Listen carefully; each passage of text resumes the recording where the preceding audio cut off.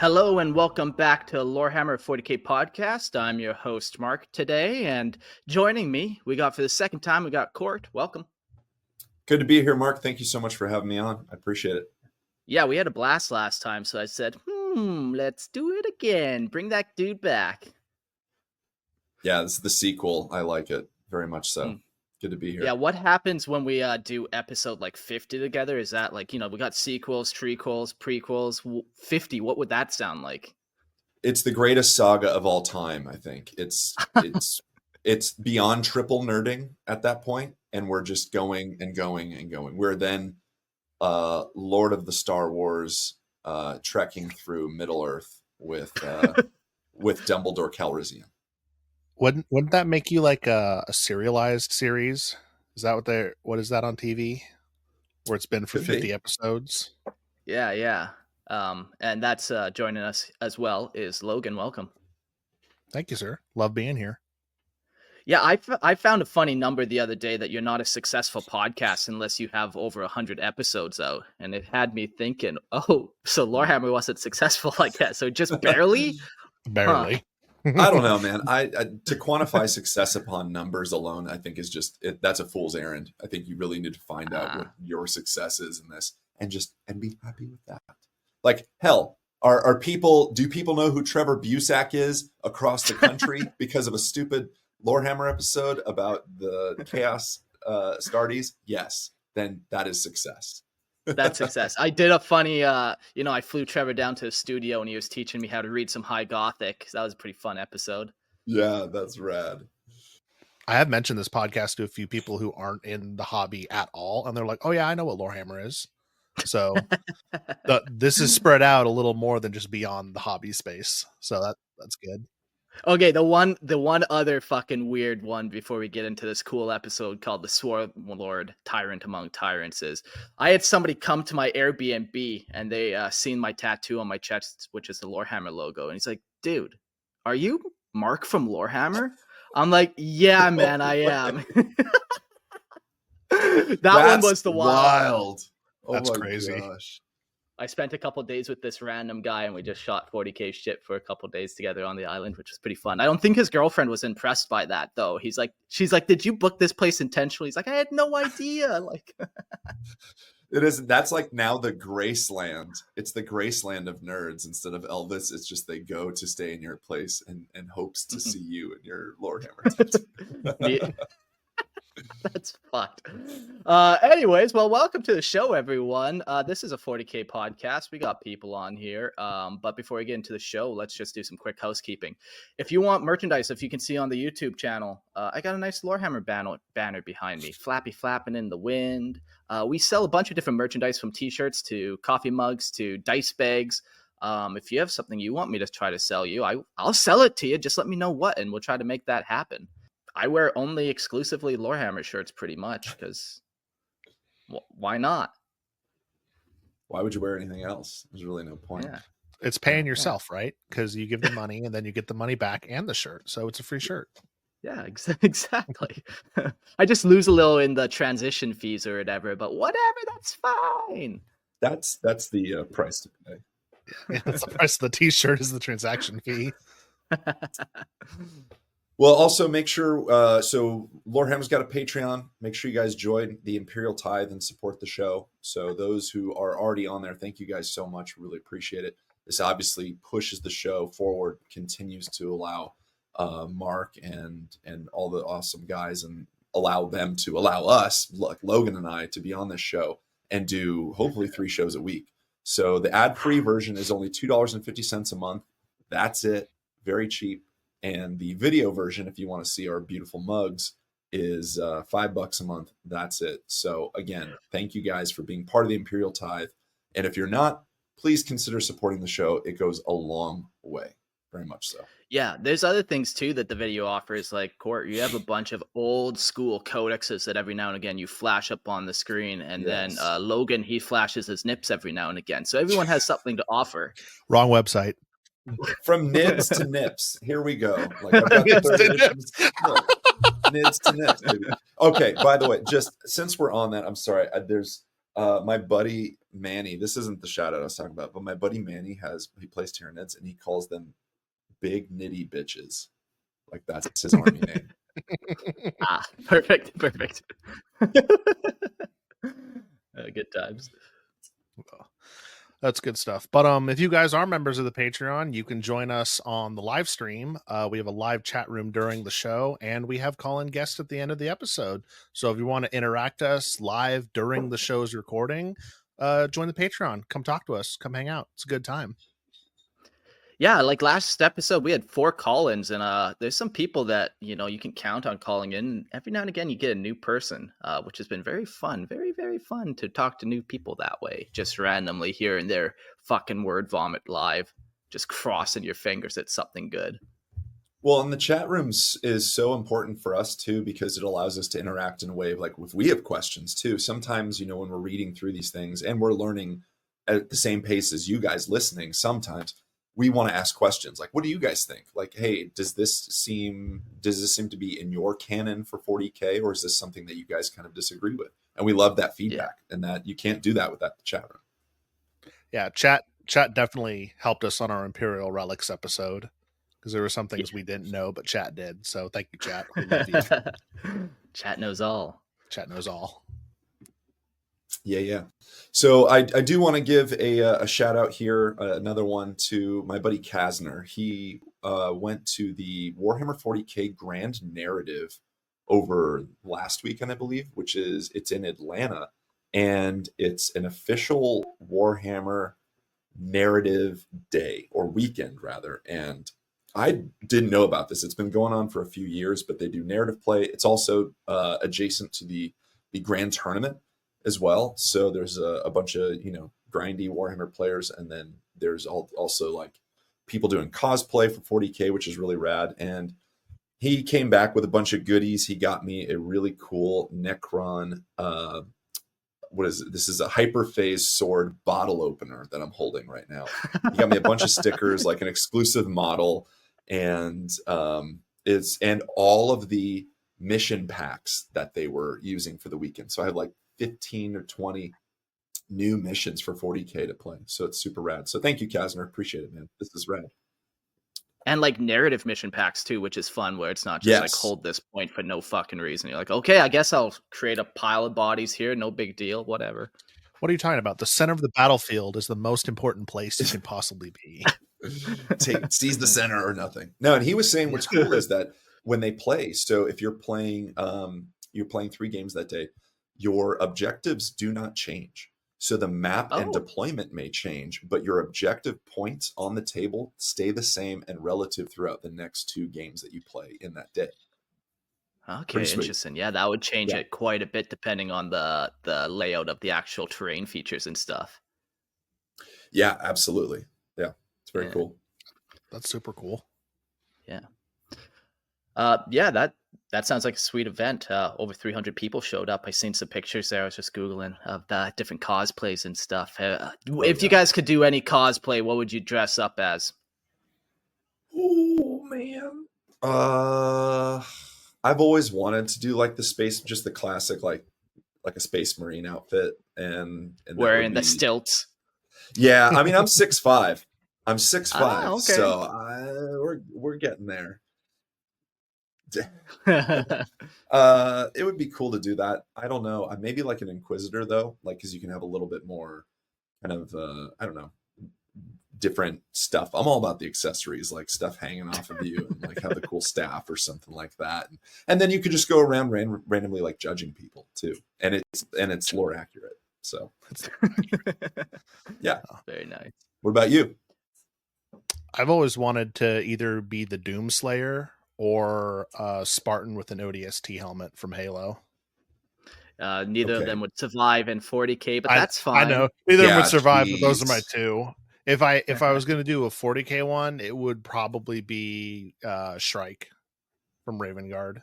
Oh yeah, okay. Yeah, he's a cool character. I love the Raven Guard veteran color scheme where it's the black armor with the white helmet and white arms, usually so lightning claws. They got rid of that in the newer codexes. They've been neutering the veterans, and it drives me insane that the codexes are wrong. Hey, I'll let you in on a little secret. We don't have to pay attention to anything 8th edition and beyond. All that shit is just nonsense Oh, beyond that's right. I yeah. forgot. Primaris aren't real. Yeah, they can't hurt me on my island. They can't hurt you on That's your right. little island. You're safe. Mark, what about you? What would you cosplay as at Lorehammer Fest 2025? I'm just calling it out now. But what would you cosplay Yeah. as? You know, maybe a Tau, I think. Just Oh, yeah, nice little slit in the forehead. See what kind of that's like where people can swipe their cards to pay for Lorehammer Fest. right.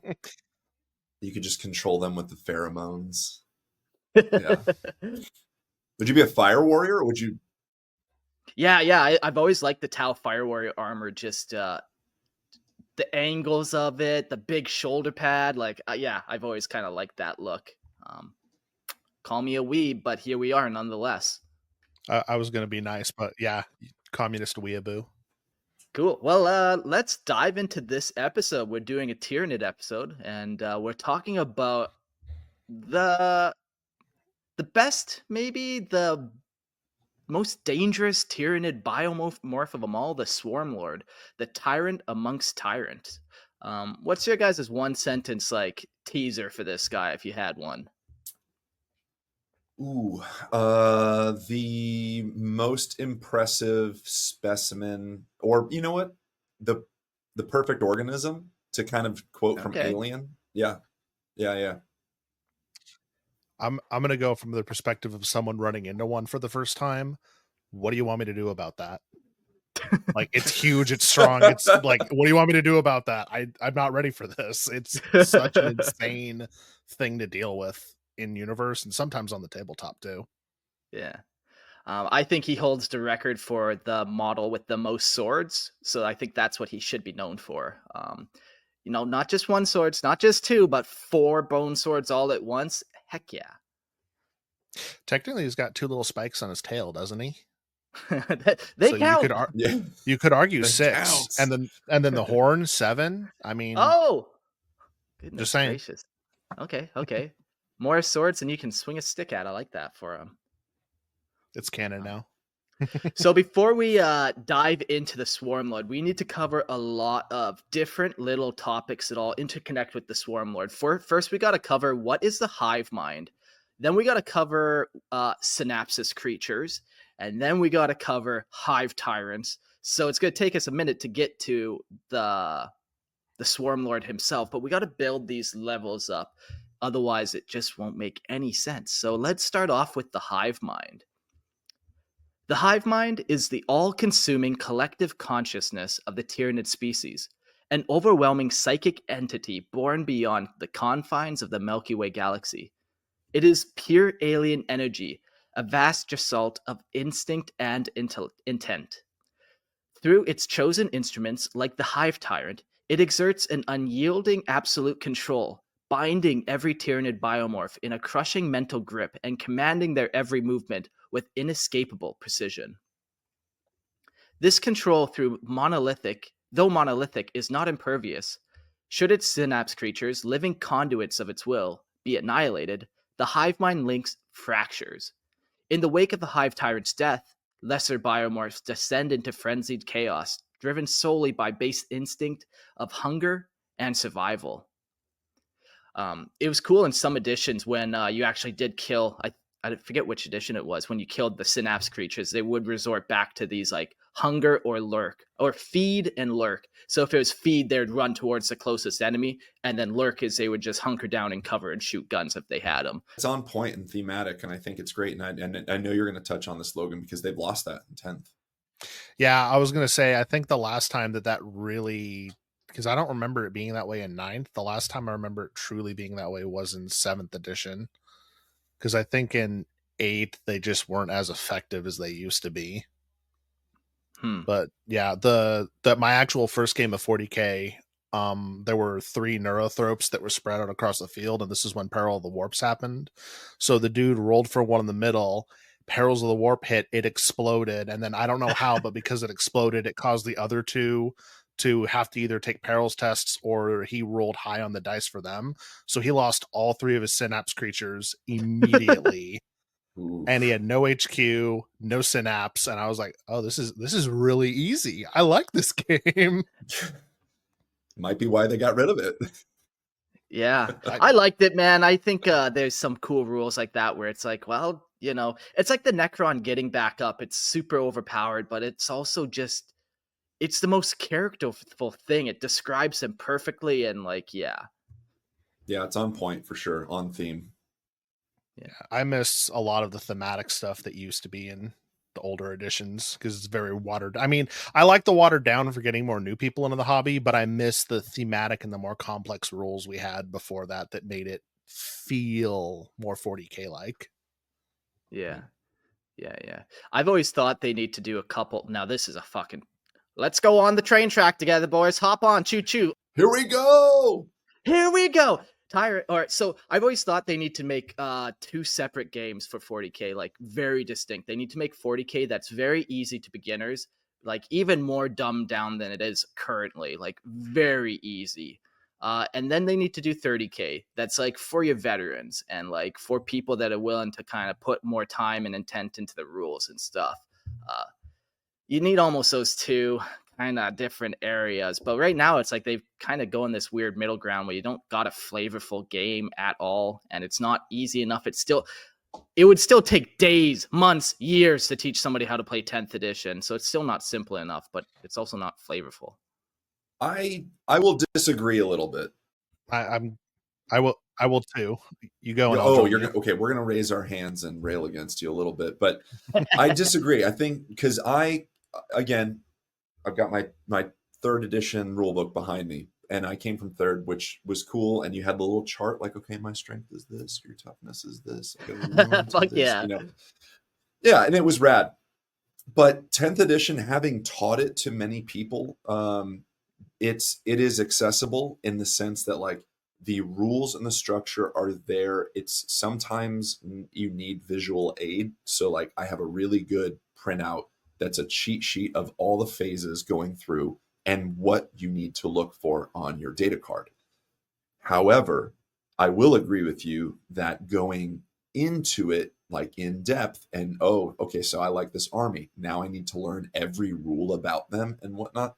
That can tend to just get a little stifling, especially when you're playing against somebody who has a lot of little rules that you may not know about, and they serve to be like gotcha moments in the middle of the game. Oh, actually, I get to do this because my codex says so. You're like, well, and it's not even like a tactic. It's just, like you said, it's a gotcha. Like you haven't read this, you haven't memorized this, so haha, sucker.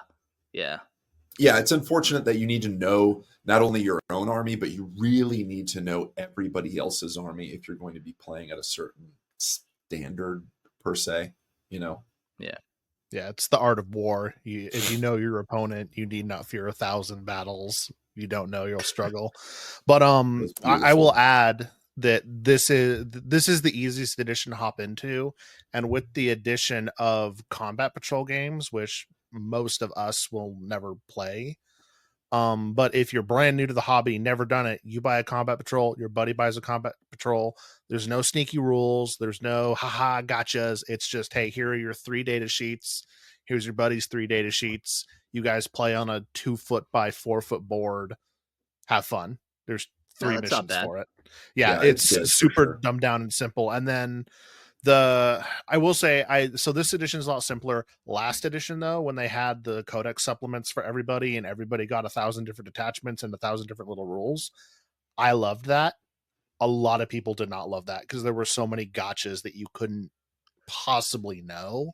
Yeah, like, well, a lot of rules would be like just stupid. Like they weren't flavorful. Like they weren't like this get back up of the Necron or the Hive Mind. It was like, now I get +1, and now I get, like, it was just more like stacking pluses where it's like not, oh great, okay, cool, so now you just kill everything better, perfect. Like there was no flavor to it. And then you'd have to scour through 18 books and 18 errata and 18 FAQs, and then all of a sudden you're just like, I'm fucking out, I can't even keep up.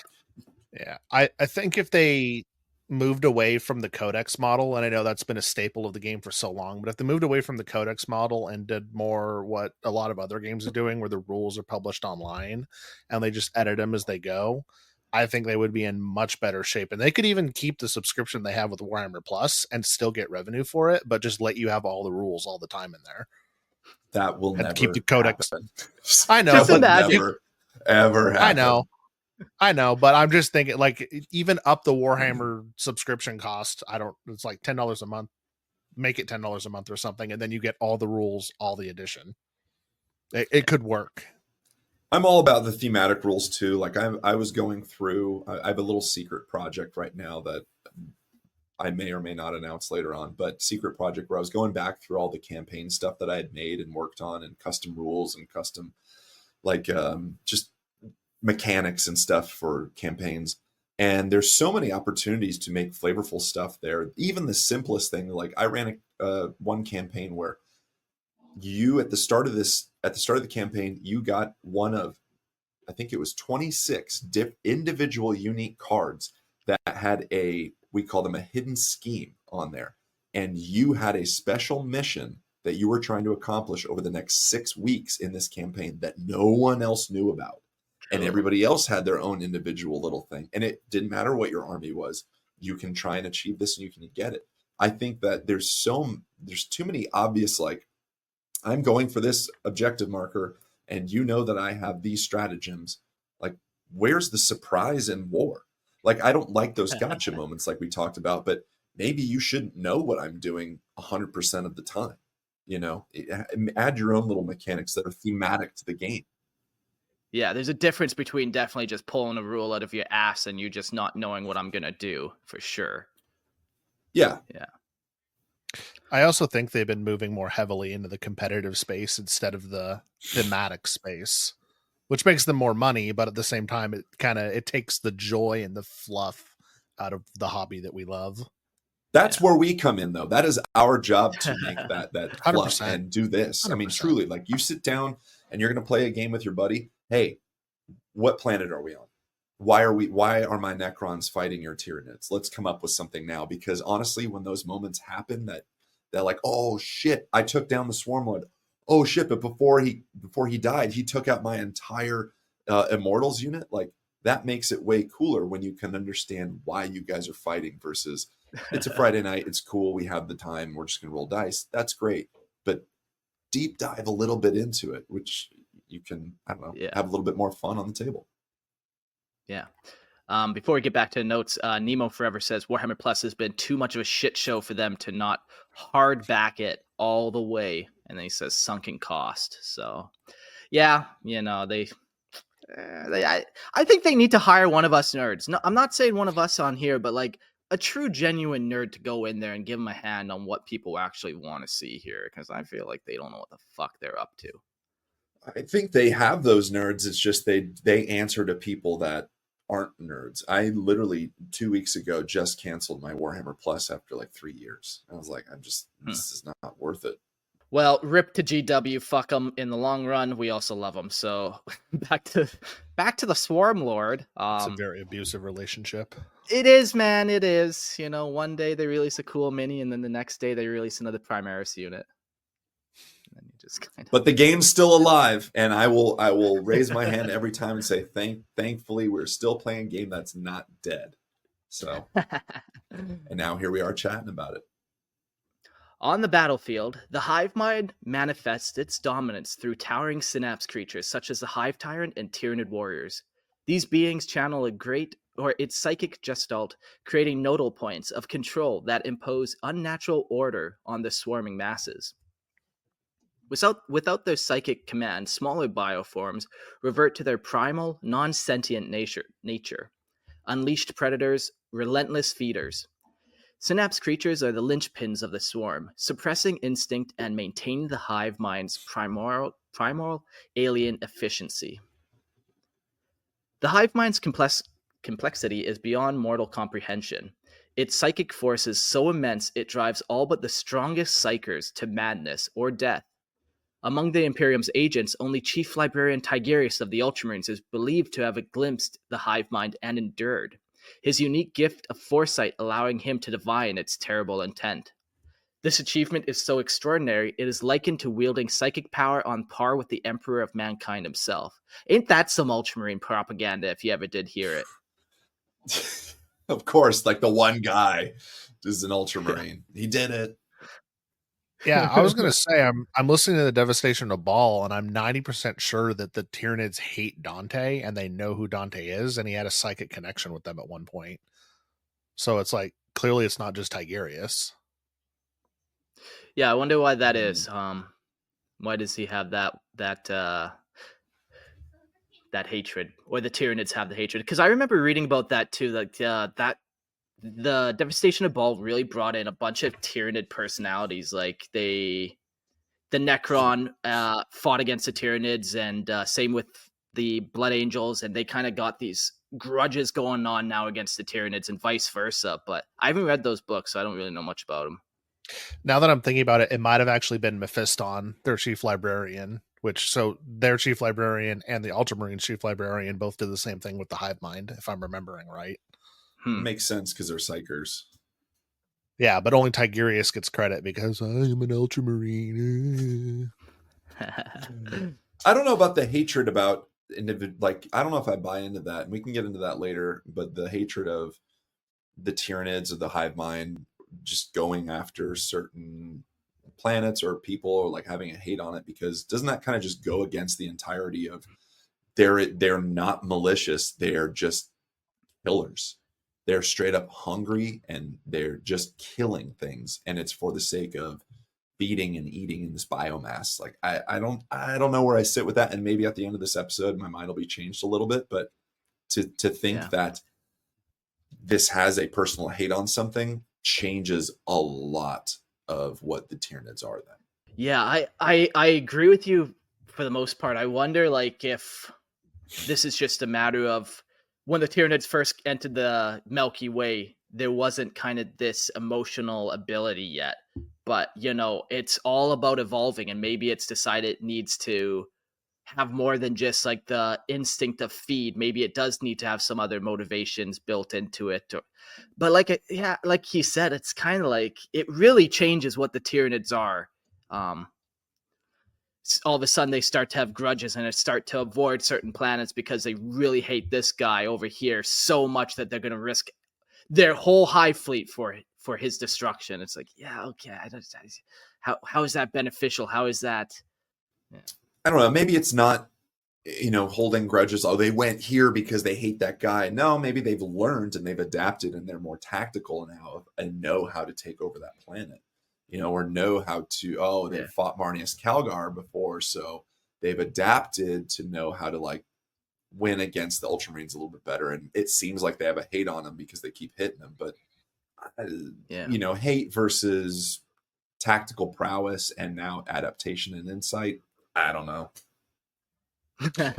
It could be, you just triggered at me. Maybe it is like we think it's they hate something, but it's just specifically the shiny red men have hurt them so many times. We need to remove the shiny red men so we can keep eating things. Go punch a hornet's nest and see if they don't, quote, hate you. Yeah. And like, True. Okay, so they're all upset at Blood Angels, but they're like, Ultramarines are fine.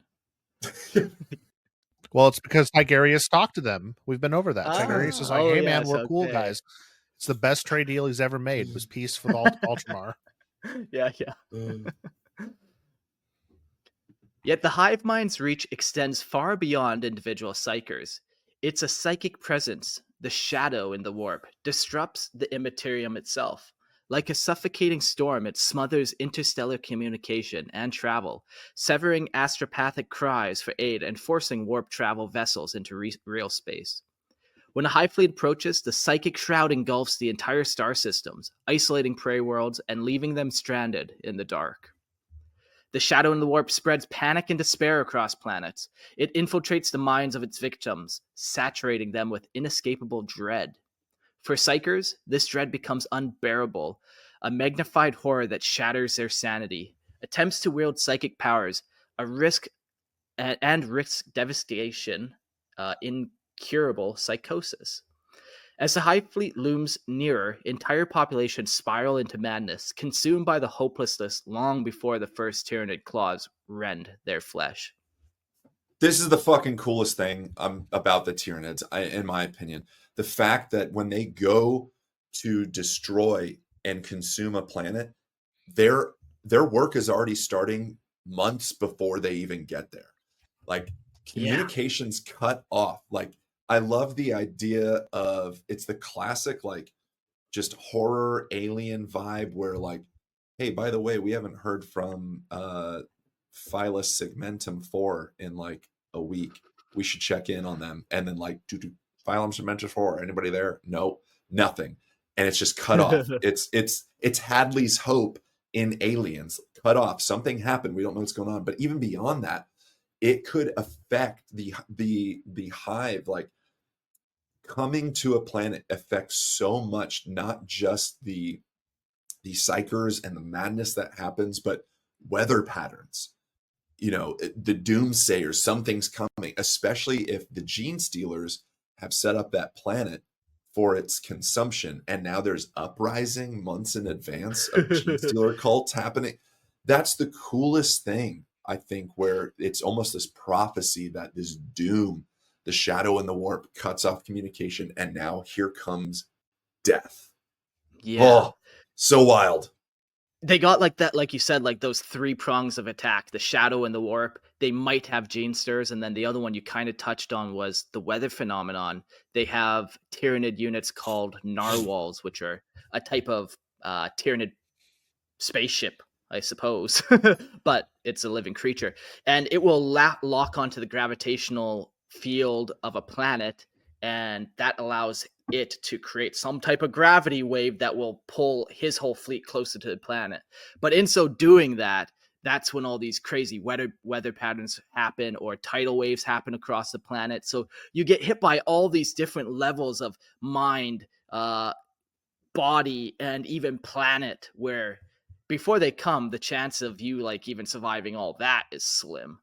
Yeah, if you want to screw up your opponent in anything, you just start messing with them. Like whether it's, you know, okay, here we go. Double nerding time, baby.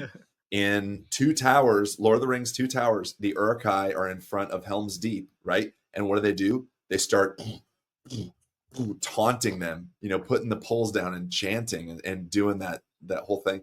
And it's terrifying. And it's that times 50,000 or 40,000 if we're going Canada. We are, yes. Yeah, yes. No, I love it, man. It's truly like the most terrifying, the most alien, and just the most you can't do anything about it. You know, if Necron are coming to your planet, at least you're like, or if orcs are coming, at least you're like, I'll pick up my las gun, and at least I have the comfort of my las gun. But with Tyranids, you're like, ah! You're just yelling, and yeah, there's no time to even pick up your las gun because your brother's turning on you because he's been driven mad by the screams and nightmares he's been having for the last month. Yeah, and if we're talking true grimdark here, like grimdark, I feel like is represented by a few things. One is nihilism, the hopelessness. They're like, what's the point? We're so screwed anyways, and I think this mirrors that so well, and it does it in a way that isn't even violent. Like the Tyranids aren't doing anything, but they're on their way. Like they're en route, and they're causing this. That's so cool. They haven't even swung one of their 4 bone swords on the Swarmlord. Haven't even done it. They're accidentally masters of psychological warfare. Yeah. Just biologically masters of it, which is crazy to think about. T-Freeze asks, I heard before that blanks will mess with the Tyranid's ability to connect to the hive mind. Any truth to that? Yeah, I would say it definitely is true for sure. As much as like Tyranids use the warp very differently than other psychers, but they still do use the warp and they still do draw power from it. So if you can create that like null zone, they do lose access to it. And then that's when they would revert to, you know, the feed or the lurking. So, you know, you cut off that Carnifex's synapse creature, you're probably still going to have to deal with that Carnifex. So it's probably still coming after you, but it's a nice little trick. Yeah. So can you do the classic, like put a blank every like square mile or foot, whatever it is around the universe or around that planet, and will they have an effect? I feel like they would just start throwing biomass at the planet until they solved the synapse problem by eating whatever it is. The synapse problem, just kill it, and then Yeah, the synapse. just yeet that. Just Nulls, there are just like psychers, there are different levels of nulls. So maybe the hive mind in most cases are just like, if you just have one null on the planet, like that's not gonna do much. You know, you would need probably a lot of nulls, or you'd need like alpha nulls or whatever they call them. You would need a bunch for sure to kind of overpower that hive mind, because they can get overpowered. Yeah, I don't think there's enough that you can really do logistically to prevent this in any way. No. Nemo Forever says pariahs, they're called. That was, yeah, maybe that's a nice little like term for them, but not necessarily. That's pretty old lore too. That's like from like Necron lore. Necron pariahs with some like human blanks that were kind of seeded. I don't even want to get down that trail because it's no longer lore. But yeah, mostly blanks or nulls is what they're called nowadays, more so than pariahs. I like what Purge Seraphim or Seraph said there. Just use a Morty shield. Yeah, exactly.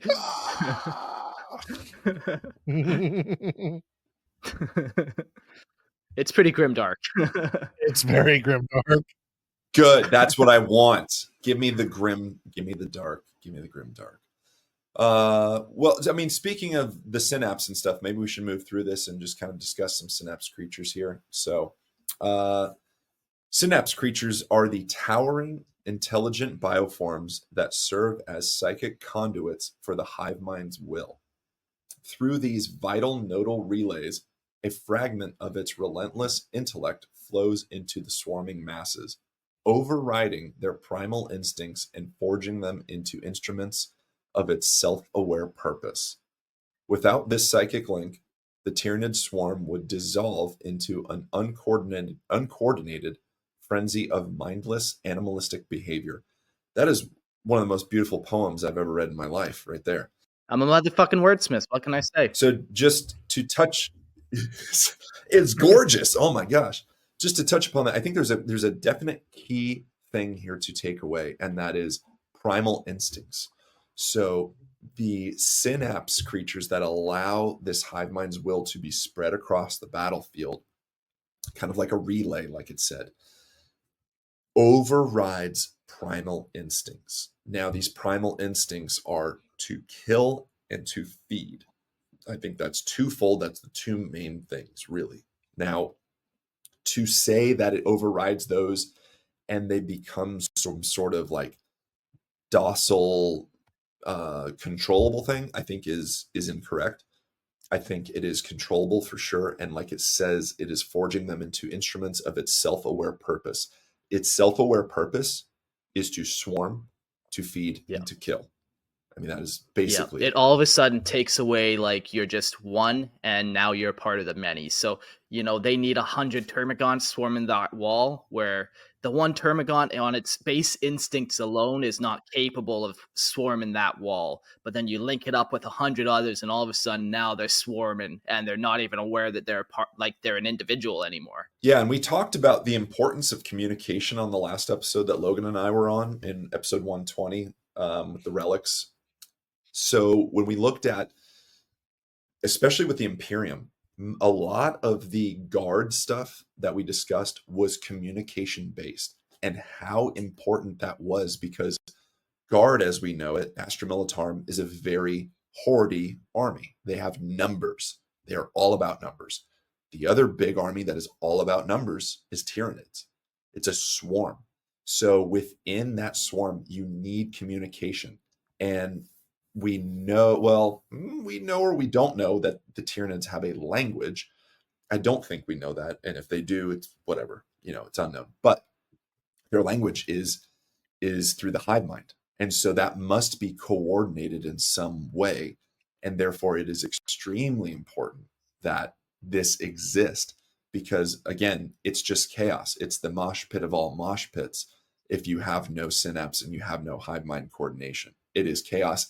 And you would think, sure, just leave them to their animal instincts, but these are smart creatures as well, and they will go where they're told based on this hive mind direction. And communication is so important, as we said in episode 120. Yeah, that language thing that you touched on is pretty neat. Like, yeah, like they're not speaking High Gothic to one another for sure, and they probably aren't speaking like an actual verbal or obviously not written language. Grimaldus says pheromonal language for sure. Some might have that ability, but I possibility, but not that's not the common way for sure. It's a synapse ability, and I'm kind of almost picturing it like the synapse is like psychic might. So it's almost like, you know, our bodies, like we function on electrical neurons firing, and then our brain fires them off, and now I'm flailing my arms around. So I kind of picture it like that same way that the Tyranids are communicating, where they're shooting channeled warp energy into these bodies of Tyranids to be able to control them and control their impulses or whatever. Now that's just headcanon. Yeah. And that's important. I think it's important to try and kind of quantify and understand what you think is happening, because again, that makes for better tabletop play. And it's going to go, I mean, it's going to be said a lot in Purge Seraph, you're right. Starship Troopers. It reminds us of the bugs of Starship Troopers. I think clearly there's an alien, you know, xenomorph, H.R. Giger influence here. And when you watch those movies, there is no audible communication happening. And so it could be the hive mind kind of vibe for sure. And pheromones, I will credit that a little bit, just because the adaptability of Tyranids, the adaptability, maybe in some cases they've needed to, or maybe in some cases they needed to shut it off. You know, we joked earlier about Tau and you know, controlling with pheromones, but that is a theory. 100%. That is a theory that the ethereals control the populace with pheromones. So maybe that needed to be shut off at some point. It just dawned on me that could also get around the blank problem. That if you have a neurothrope or something that can excrete pheromones instead of psychic link, that could surpass that problem entirely until they get rid of that. Then they can return to synapse, or in a warp storm. Yeah, they're all about adaptability. Yeah, but like even with pheromones, like I imagine that would be a step down from like the synapse. Like pheromones, how much can you really communicate through pheromones? Quite a bit of information for sure, but like as much as literally being shooting into somebody's mind itself, kind of energy pulses or whatever, you know, like pheromones. Yeah, you could get them to go into a fury mode, which, you know, maybe you put them into the fury mode when you want to charge the wall, but it's not like you could really, maybe you could pheromone like, okay, we're going left, and then go right, and everyone dodge and wait 10 seconds, and it wouldn't be as direct, I would imagine. You could theoretically use the spores, and the spores could lay out a path for things to follow. And then if they get to a point where there's a problem and like the spores get attacked by something, one of the bigger Tyranids gets there and he shoots a pheromone on whatever's attacking the spores. Now everybody attacks that. Once it's gone, they get more spores and spread them out.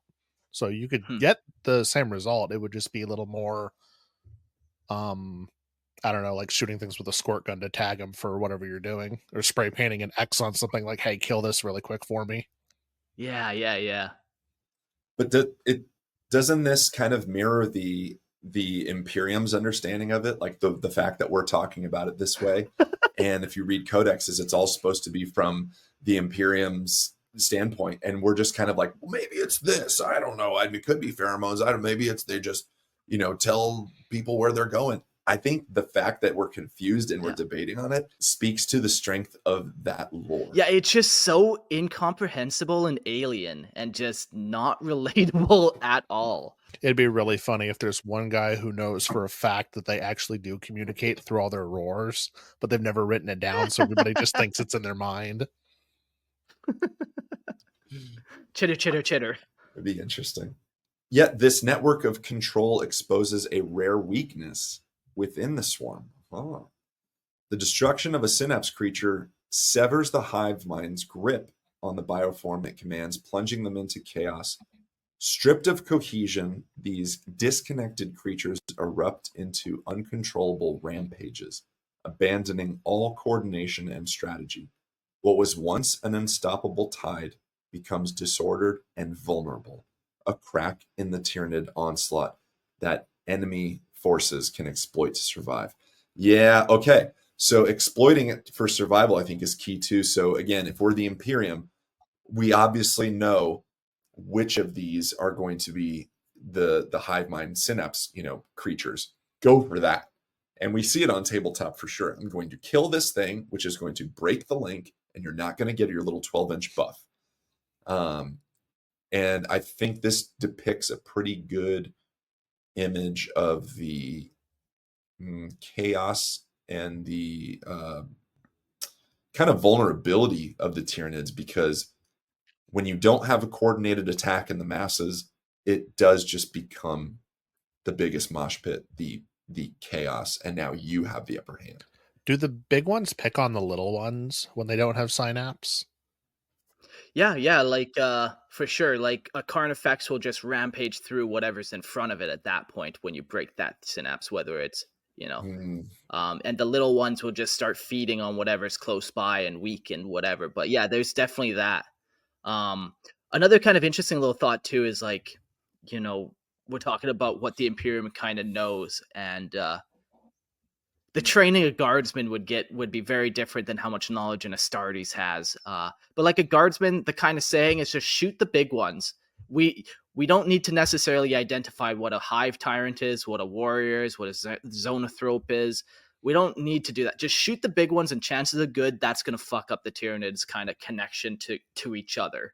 Does it have a big head? Good. Aim at that. Because chances are that's the one. Yeah. Can you see an exposed brain? Yes, definitely shoot that one. Yeah. Well, all right. We keep cruising here. So, notable synapse creatures. Oh, here we go. All right. The Broodlord. The Broodlord is a cunning and feral Tyranid bioform that serves as both a leader of gene stealer cults and a ruthless apex predator in close combat. It exudes a psychic aura that strengthens its brood and paralyzes the resolve of its prey. Very cool. This one just deserves a little bit of a giggle. The Dominatrix. What are you, 12? Are we serious on this? I'm sorry. The Dominatrix is an immense and rare synaptic bioform, acting as a living nexus of the hive mind's will, commanding vast swarms and terrifying efficiency. Its psychic power rivals that of a hive tyrant, but its massive frame also houses devastating bioweaponry. I don't remember seeing this one on a table. Is this a Forge World thing, or is this strictly just pulled from pages of codexes? I'll check while you check. So looking it up real quick, because I'd never heard of that either, and I did the dumb thing and I just Googled Dominatrix first and went, oops, that wasn't Google imaged it. Fuck. Yeah, I did. I Google imaged Dominatrix and was like, wait, no, not that. And then I added Tyranid and I got the answer. But it looks like it's the size of a knight from a lot of the pictures I'm seeing. Like, this thing is huge. This is from back in the day, Titanicus, Adeptus Titan. What did they call Epic? They would call it Epic back in the day. So we had like the really Epic. Small scale, and this was one of those models. I'm typing Dominatrix Tyranid. That's the key word. Don't assume Google knows you want to look at Tyranid models. Oh, okay. Yeah, it's definitely huge, and it's dominating. And yeah, I see the one that you're looking at that looks like it's the size of a Titan, and the one from Epic is quite hilarious. Like, again, guys, if you want to play a fun game, just go back and look at old Tyranid models and then look at their glow up. I've always liked to think that the older Tyranid models were like the first, like, it was High Fleet Behemoth, and then High Fleet Leviathan is the 3rd edition jump, and then we're now at High Fleet whatever, which is now all the new minis. So you kind of actually have the evolution of models match up with the evolution of the lore and the High Fleets. But once again, that's just my madness I like to think about it alone at night. I love that. That's a great idea. Yeah, to see that they've just gotten more terrifying over the years, kind of. But it is funny to see the lore too, because I looked back and I'm not sure if you guys remember, but squigs were made by Tyranids. Really? All of them? Let that sink in. Yes. So in old 40K lore, squigs were like genetically engineered by Tyranids, and then somehow the orcs got a hold of them. And they're like, well, we're going to use all these and we're going to take them for ourselves. And then years down the line, like, well, we should just make this an orc thing. It doesn't really make sense for Tyranids. But yeah, I'll find it and I'll send it to you guys. But Tyranids apparently made squigs in old lore. But I was kind of to agree with you. I can see that where the older or the older Tyranids were the Tyranids, and then as the editions gone on, the models got better. They kept evolving, and this is now their current evolution. Where like both can be canon. It's possible that both are still canon. Yeah, and if you want to try to make like an old Hive fleet, you still can, and you start using those old minis, and yeah, that'd be so flavorful. I loved those old minis. I don't care what people say; they were gorgeous. Squig swarm. Boom. Here it is. Squigs are Tyranid bioforms that were constructed using genetic orc material. Okay. There it is. That was the old ways. Again, ways. Guys, look it up. Squig swarm. It's now check out Zotes if you want more fun lore. Yeah. Yes. I'm just picturing now how the Hive Mind works with Gork and Mork in those orc hybrid squigs. Like, how do I that's just, do the squigs believe they're Tyranids? If they start believing they're orcs, do they just leave the Hive Mind now because they have orc magic in them? How does this work? Chat, how does this work? Explain it to me. How does it work? If you don't want to sleep tonight, think about that while Okay. you're lying in bed. Yeah, I will. There you go. Your mind will just race. Oh man. Well, moving on, we've got this one. This one's a personal favorite, the Hive Tyrant. The Hive Tyrant is a supreme battlefield commander of the Tyranid swarms, directing their actions with a combination of psychic power and raw combat prowess. It embodies the Hive Mind's will in physical form, capable of adapting its weaponry to suit any foe. The Hive Tyrant's just, it's that classic, everybody's got one if you're playing Tyranids. I feel like if you're playing Tyranids, you have this model. And that's, if you're playing Tyranids, you have Hormagaunts and you have Termagants. But this is kind of the accessible centerpiece at times of everybody's army. And the Hive Tyrant's just so recognizable, I think, with Tyranids. It's on damn near every codex. I'm looking at it now, like there's one on 3rd edition, there's one on 10th edition. Like it's kind of the poster boy, I feel like, for the Tyranids, you know? Yeah, like, I would imagine every Hive fleet has one of these guys leading it. And yeah, you might kill it and it's going to come back is the other thing about it. And then it gains more knowledge. We talk actually about in this episode a couple different Hive Tyrants beyond just the Swarmlord himself. Because yeah, even if you kill that Hive Tyrant, you've just taught it a new lesson. And now it's going to come back deadlier than before. While nothing else will maybe not nothing else, but basically everything else, if you kill it, yeah, they'll make another one, but it's kind of lost its personality or flavor. But this carries on. It holds that ability. Yeah, it shows the adaptability for sure within the bugs. Cool. That's the Hive Tyrant. And moving forward with the Maleceptor. The Maleceptor is a towering psychic monstrosity created to unleash the Hive Mind's raw psychic energy with devastating precision. Its vast mental power allows it to obliterate enemies with its massive form, while its massive form provides a terrifying presence on the battlefield. Yeah, I love this one. I've always kind of described it as like a psychic Carnifex, but not quite. But it's kind of one of those heavily armored, just gonna plow through your front line while instead of launching venom cannons, it's just launching psychic bolts at people. This is a great model too. Like if you look at it, this is a rad model. It seems a lot of the I think a lot of the Synapse creatures get this kind of rap for being like the brain bug, and just it's just doing the brain thing. It's kind of sending out these signals of where to go. But this thing's fucking terrifying. Like this does have quite the big brain or set of brains rather.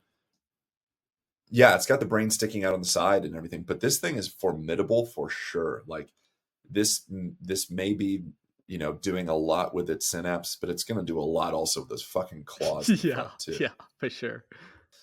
The Norn Queen.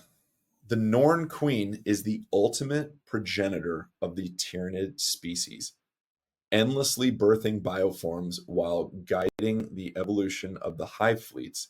It is the living heart of Tyranid fleets and an entity so alien that its intellect is incomprehensible to mortal minds.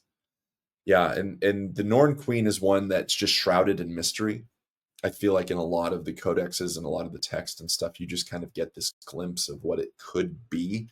And there's obviously no model for it. There's Norn Emissary, which we'll get into, but the Norn Queen is shrouded in this really cool mystery. And I'm really hoping, oh, come on, GW, don't tell us more about it.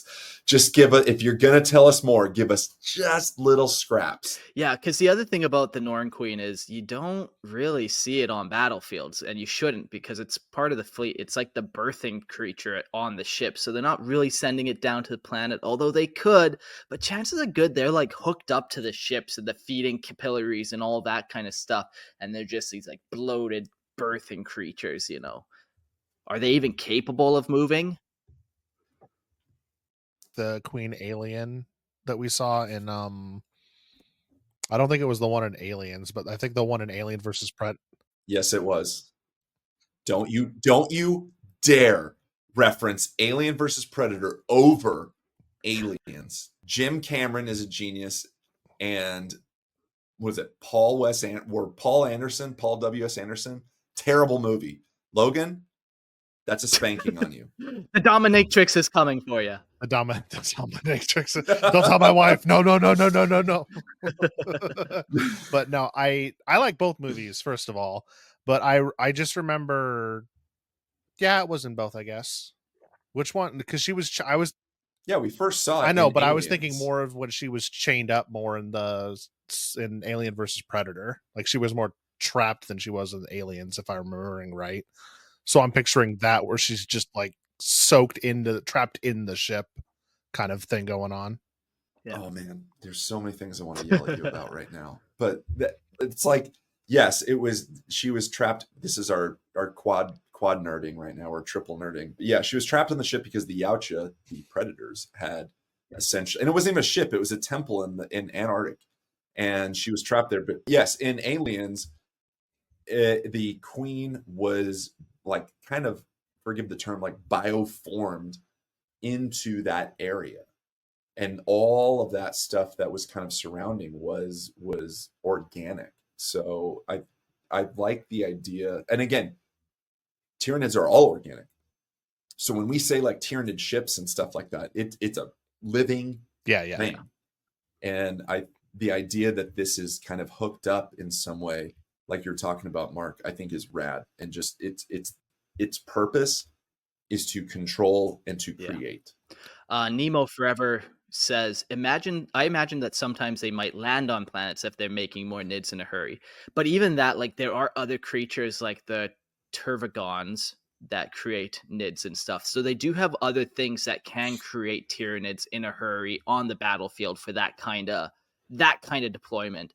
So the other thing about the Norn Queen is they have a link to all the creatures that they create. So if they do kill that Norn Queen, everything kind of down their genetic line feels it. So you definitely don't want to put them in harm's way at all.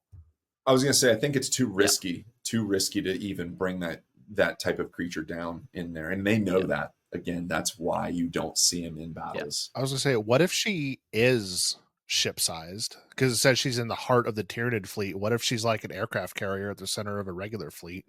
She's just this massive biomass that's turning out other giant biomasses, who in turn make smaller ones. But like you said, if you kill her, it trickles down the line. That would make sense if she's a ship-sized in the center of the fleet kind of thing. Keep your queen safe. That'd be cool. Always. That's right. I like it. The Neurotyrant. The Neurotyrant is a psychic behemoth that amplifies the Hive Mind's influence. drowning enemies in an overwhelming psychic presence. It is both a battlefield terror and a synaptic link, ensuring the hive mind's dominance over its swarms. Nero Tyrant, that's we've got a model for this, and that's a new model. That's a 10th edition edition rather. That came out. It came out in the launch Leviathan. I can't talk. The Leviathan launch set had the, Yeah. and now it's in. It's not in the Combat Patrol, but it's in like the Imperium version is the Heroes Imperium. It's its own thing. It's that, the Screamer Killer, and something else. I think maybe the Prime or something. Those are all in one little box now. Yeah, they kind of came out with this whole range of Nids. Like they got little ones, they got this big one, they got a couple. I've added to my episode notes ideas where, yeah, it would be interesting to kind of see why not just, if you have the ability to make a bunch of psychically connected Nids without kind of the need, if they can all be synapse creatures, why not just make them all synapse creatures? So I'm kind of curious to dive down this little rabbit hole of why they came out with these guys all of a sudden. That is interesting. Why have psychic or synapse hormagaunts and not have them? Like what? Yeah, maybe it takes a little bit longer to birth some synaptic hormagaunts, but also like you would think that little bit of time would be worth it to grow that brain to just that much bigger, but maybe not. Maybe it just requires that much more resource.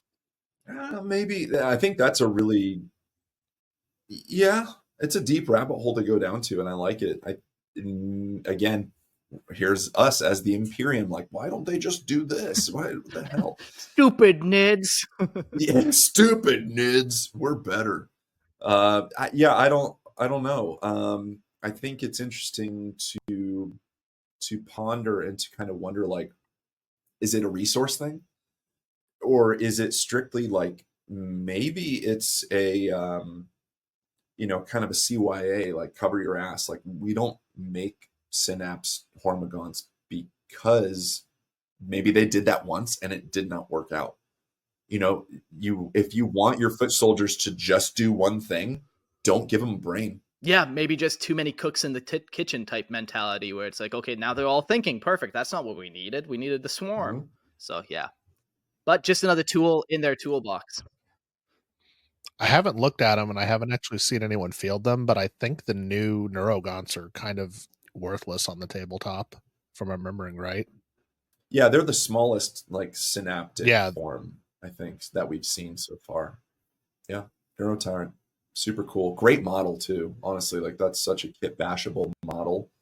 Yeah, beautiful. Moving forward, we've got the Neurothrope. The Neurothrope is a specialized zoanthrope variant focused on channeling psychic energy to heal and empower nearby Tyranid bioforms. That's something we haven't really talked about here, is the fact of healing. Its connection to the hive mind makes it a vital synapse creature and a devastating force in psychic warfare. Once again, very cool model. It's good. Yeah, I'm excited for that neuro episode for sure. Learn all about them. Because yeah, it's like they have the Zoanthrope, but then they also have this guy, which is like a beefed up version of it. But like, yeah, sure, okay, sure. Can't wait to hear more. Yeah, absolutely. Then we've got the Turvagon, which we previously mentioned. The Turvagon is a lumbering birthing beast. I'll say it again.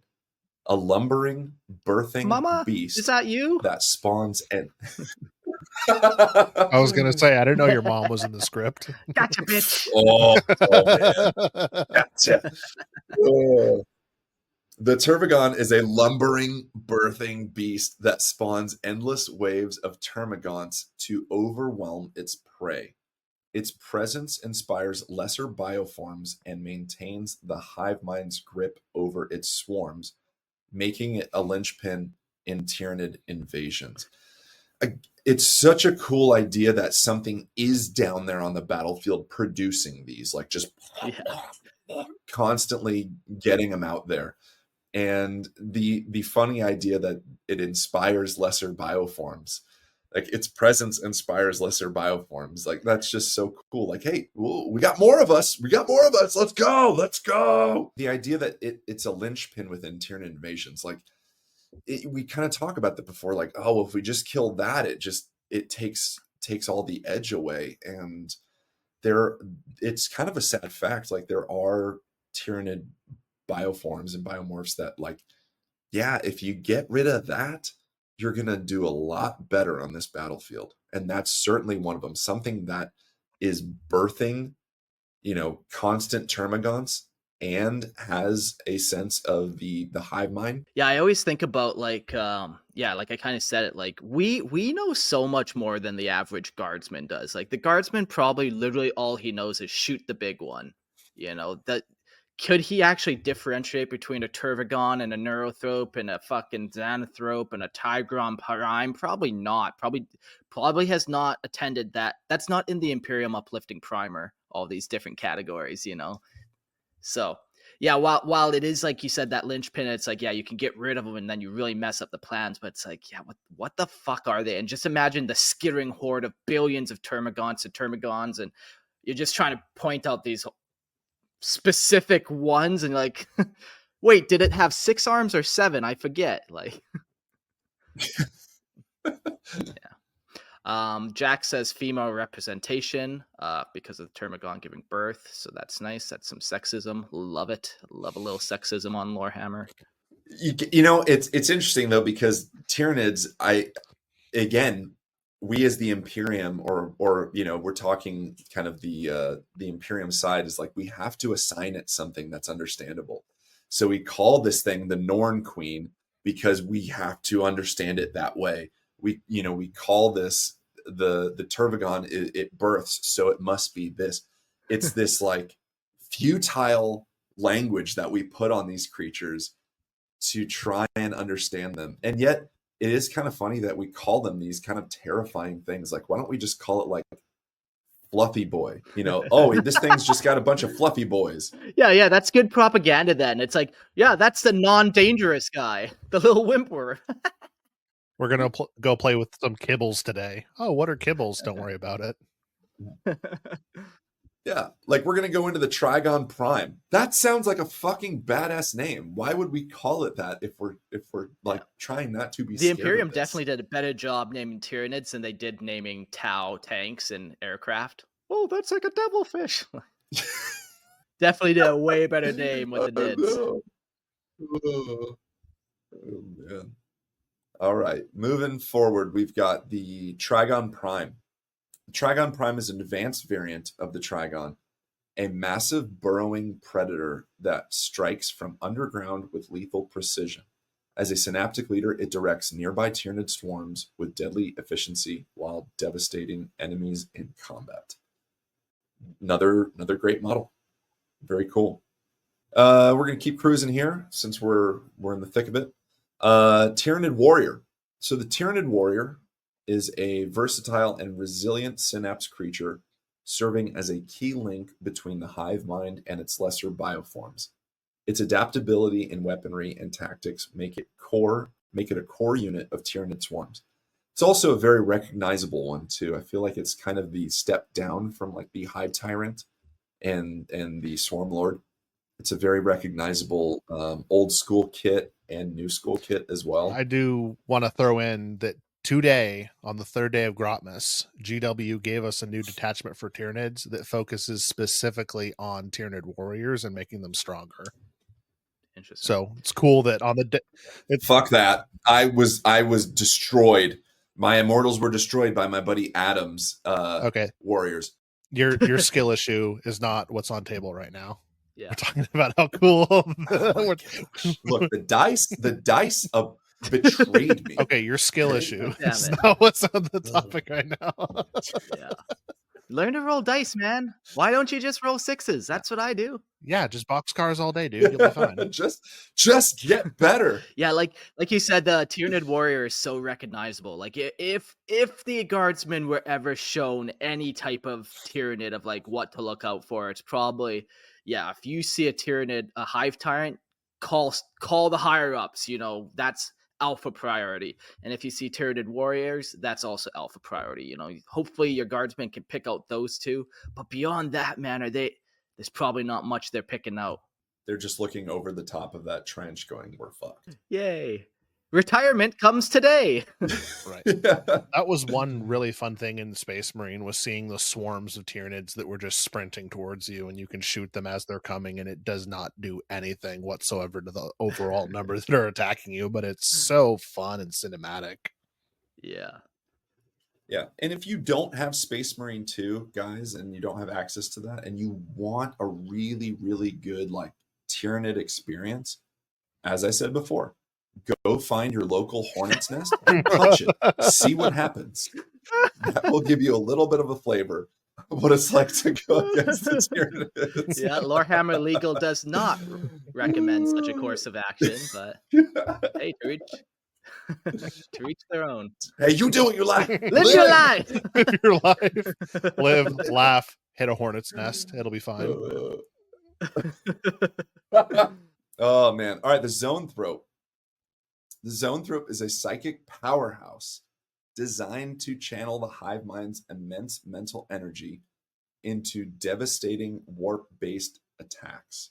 Its presence on the battlefield is as much a weapon as it is a vital synaptic link for the swarm. So the Zoanthrope, if you look at that, it's going to be basically the same as the Neurothrope, if I'm not mistaken here. So the Neurothrope is kind of the captain. The more veinier of brains. It's the veinier, and it has like, it kind of has the I don't know what you'd call, like the spine that kind of comes like up. And when you have a unit of these, it's got one of the three can be a Neurothrope or a Zoanthrope. It's an antenna to boost his signals. Yeah. And it's said in so many of these synaptic creatures that it's channeling the Hive Mind's immense mental energy. So I think a big takeaway from, since we kind of finished out the synaptic creatures here, is, excuse me, is that the Hive Mind is huge. It obviously has to be to communicate throughout, going from what we call a Tyranid ship out in orbit all the way down to the battlefield and amongst the entirety of possibly the planet. So this thing is massive. The link that has to happen must be direct, and these creatures are channeling. It's like a funnel. It's funneling down this immense mental energy into an actual attack and also communication. So the Hive Mind has kind of two things that it does: is it's communication, and it's also like kind of what we know as the Imperium is like warp blast almost. So with this thing can actually just fucking shoot like Hive Mind energy at you.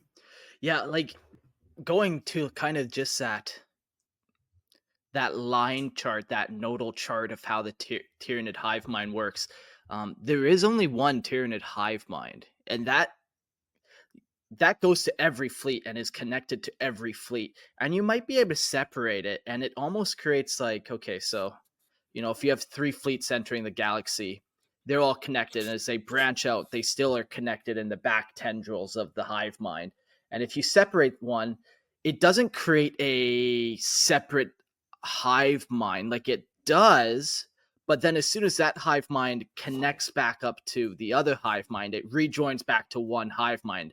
I kind of almost look like it like Wi-Fi, where, if I lose internet and then next time I hit an internet connection, my phone gets all my text messages again. It re-uploads everything. It doesn't just stay in, like, it doesn't now just create 2 separate channels or 2 separate kind of sources for me.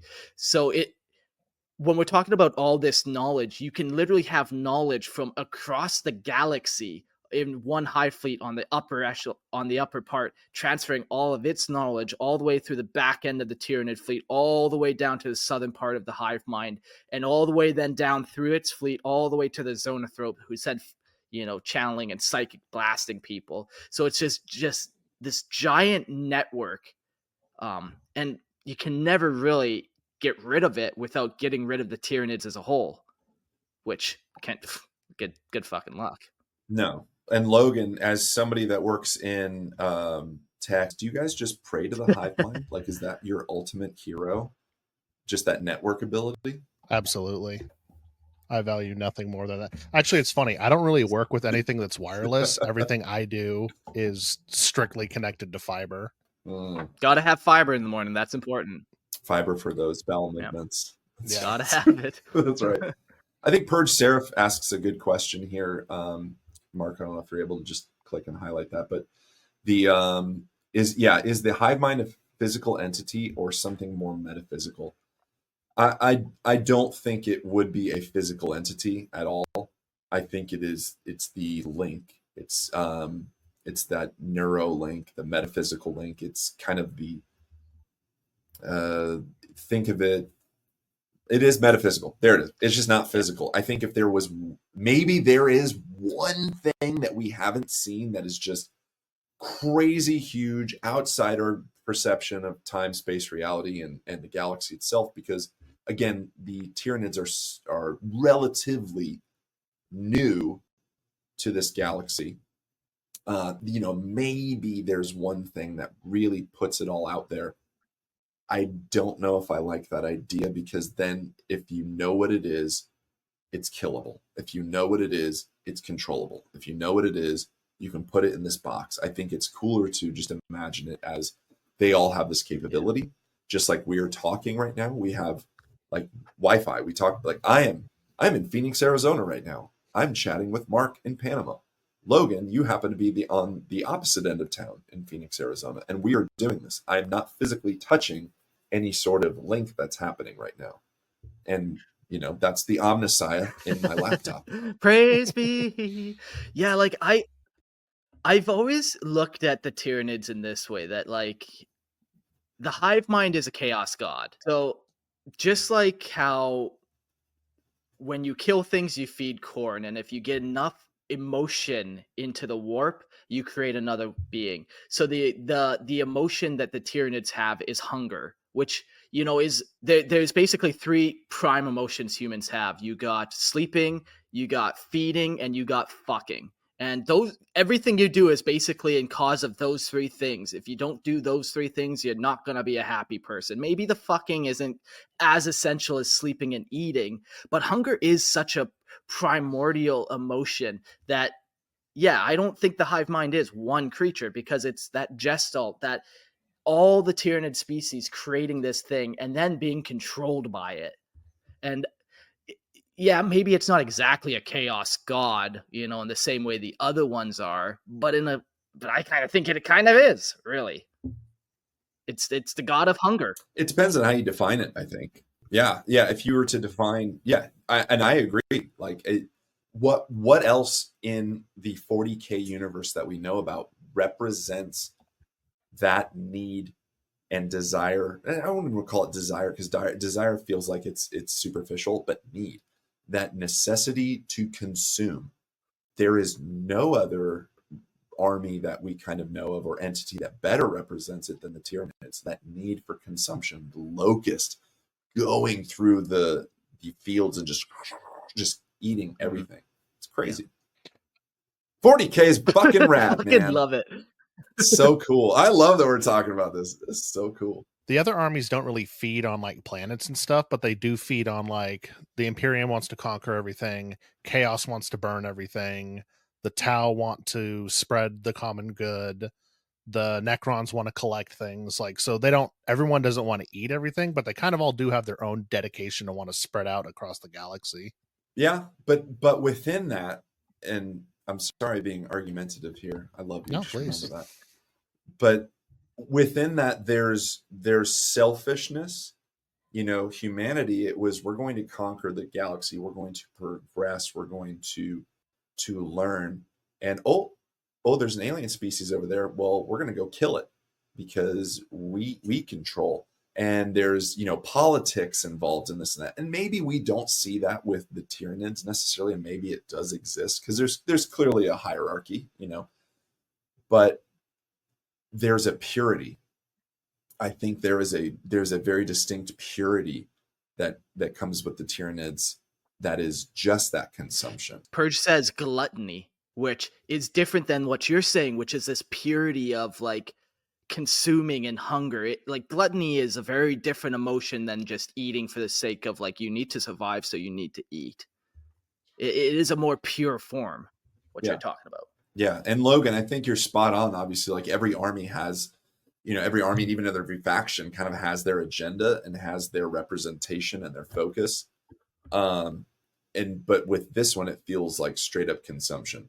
It is the perfect organism, and it's pure in the sense that like all it wants to do is consume, and the way it does that is reproducing and consuming and killing. Boom. I see the alien reference you snuck in there. Anybody else turned on here? Yeah, hand check, everyone. 2 hands on the screen. Thank you. Yes. Logan. Logan. Yeah. Get those He's hands a double up. fister mister by the looks of it. I keep randomly having it drop and pause for a second, and then I come back and you guys are go, Logan. I'm like, I don't know what I did. I know, it's funny. I start seeing that like I took it initially as just like this spiteful, like, fine, I'm not going to talk for a moment, but No. I think there's just a little bit of a delay. Our hive mind isn't operating perfectly here. We're not in sync right now. It's because I was talking crap about the Omnissiah earlier today, so it's punishing me now. God dang it. How many incense did you light? Don't worry about it. You needed to do the proper prayers. Oh my gosh. Jeez. Oh man. Anyways, yeah, that's synaptic creatures. That's pretty rad. The diversity there. There's a lot. There's a commonality and there's a huge diversity too. So there we go. Up next, we have Hive Tyrants. And Hive Tyrants, or the Tyrannicus Prefactor, is a towering Tyranid bioform, an apex synapse creature that commands the swarm with relentless precision on the battlefield. Rising above the teeming masses, it is the embodiment of the Hive Mind's will. Its authority unquestioned and absolute, just like what you were saying, Court, there, where it's like the iconic Tyranid creature. It's on every codex. It is the Hive Mind incarnate, essentially. Yeah, it's so recognizable, and I think, to be honest, because if you look at, and I'm going to once again just grab the old school codex, but like if you look at the old school Hive Tyrants, it has a very alien, and I mean xenomorph vibe. Like I'm going to try and bring up a little bit of the Hive Tyrant. Like here's a winged Hive Tyrant. And this is why also you pay for the video on Patreon so you can see what a cool color scheme. But if you look at totally, right? It's kind of that like greenish blue, but it's got white armor and stuff. That the Hive Tyrant is so clearly inspired by the Queen alien from Aliens. So I think that's part of the recognizability is like, even if you don't play Tyranids, you know what that is. Even if you maybe don't really know what 40k is, but you see that image, you're like, oh, I've kind of seen that before somewhere. Yeah, you can look at demons, chaos demons, specifically like bloodletters and bloodthirsters, and you're like, oh yeah, that's a type of demon for sure. It's that like that mythos almost, not quite mythos, but like imagery would be the word that we all can kind of recognize as a human collectively, for sure. I think that would be actually just a fun episode to do also. And maybe that would be a Patreon exclusive because we need to see images here. But like, what is the poster boy, of each army and faction? Like, and we can just kind of debate and bring our own little ideas of like, ooh, what's the one Tyranid that's recognizable? What's the one Dark Eldar that you would like? Yep, that's it right there. Yeah. So I'll jot it to my list. It grows every day, which is perfect for me. Sweet. While wielding immense psychic power, the Hive Tyrant remains utterly immune to the corruptive touch of warp demons, a chilling testament to the soulless nature of individual Tyranids. Yet the Hive Mind's Gestalt consciousness forges a vast and invasive psychic presence in the immaterium, known as the Shadow in the Warp, a suffocating force born of the Tyranids' collective will.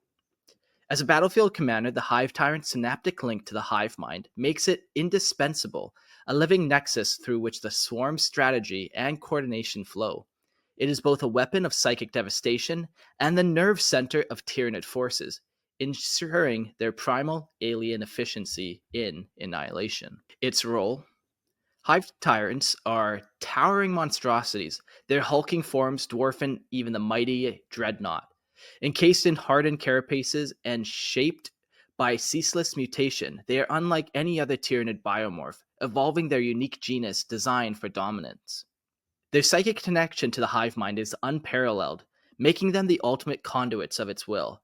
Through them, the hive mind crushes the swarm's primal instincts, replacing chaos with relentless purpose, driving the Tyranid's hordes with a cunning and tactical brilliance that eclipses even the most celebrated strategists. Um, yeah, it's interesting that this guy has even more psychic or connection, or maybe not psychic connection to the hive mind than the dominatrix or the zoanthrope or even like a broodlord. Like this one, it's the key there for sure. I wonder if there's a allowance of like how much is given of the hive mind, because we go back to things like the zoanthrope, which can actually use some sort of hive mind blast, but it must need a little bit more or a lot more of that hive mind energy per se, or that link, in order to do so.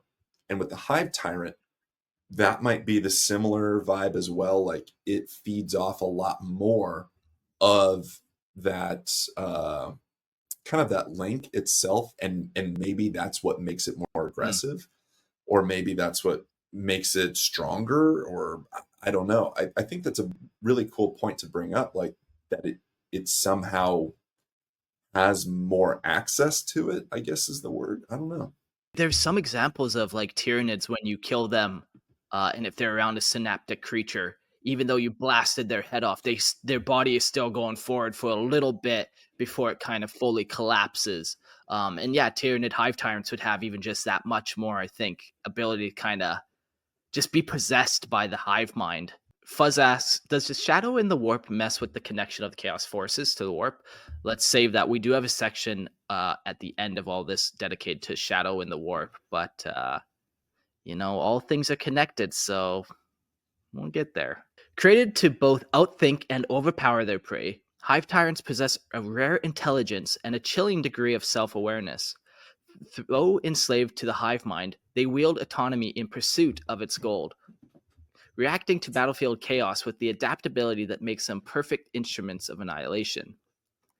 Channeling slivers of the hive mind's vast psychic power, hive tyrants can bolster their swarms, unravel the enemy's resolve, or destroy minds with merciless precision. They are living avatars of the hive mind, their actions echoing its insatiable hunger.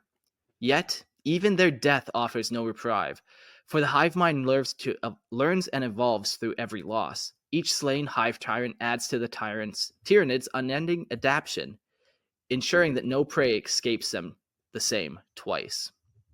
I think that there's a key takeaway here if you look back and it says the hive mind learns and evolves through every loss. Just as we do when there's a skill issue at the table, as Logan called out earlier to me. But that's so rad. And we haven't much talked about the adaptability of these creatures, but the hive mind learns.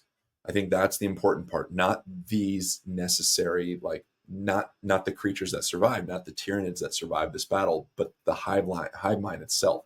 So whatever happens down there on the battlefield is kind of uplinked and learned so that it can spread to everything else, and every loss and even every victory too. It evolves, it learns, it adapts, it knows. And it's so cool the way you said it here at the last part, ensuring no prey escapes the same way twice.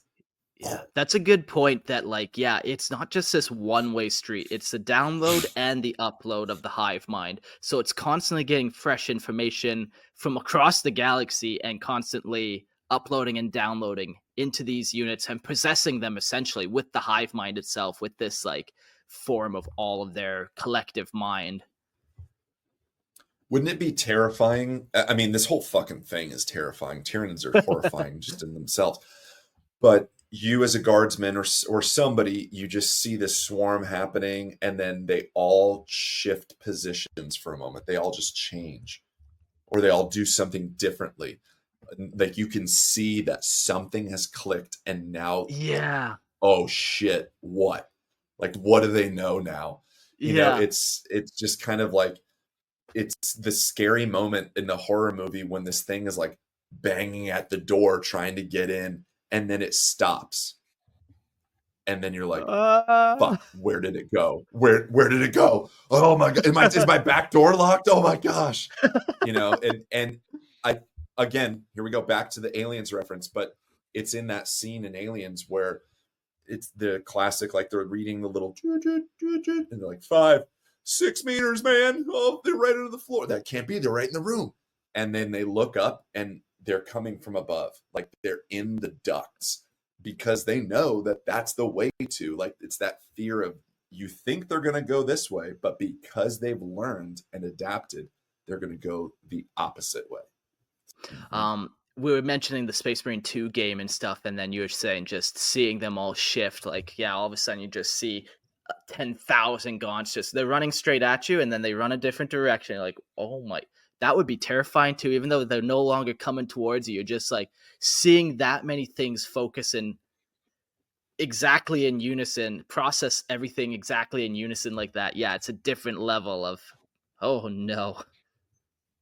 It's a different level of oh no. There's a few parts in Space Marine 2 where the flying ones, they'll be flying by and they'll be circling something, and then suddenly they all dart one way or another, and that's even freakier. When they can fly. It's horrific.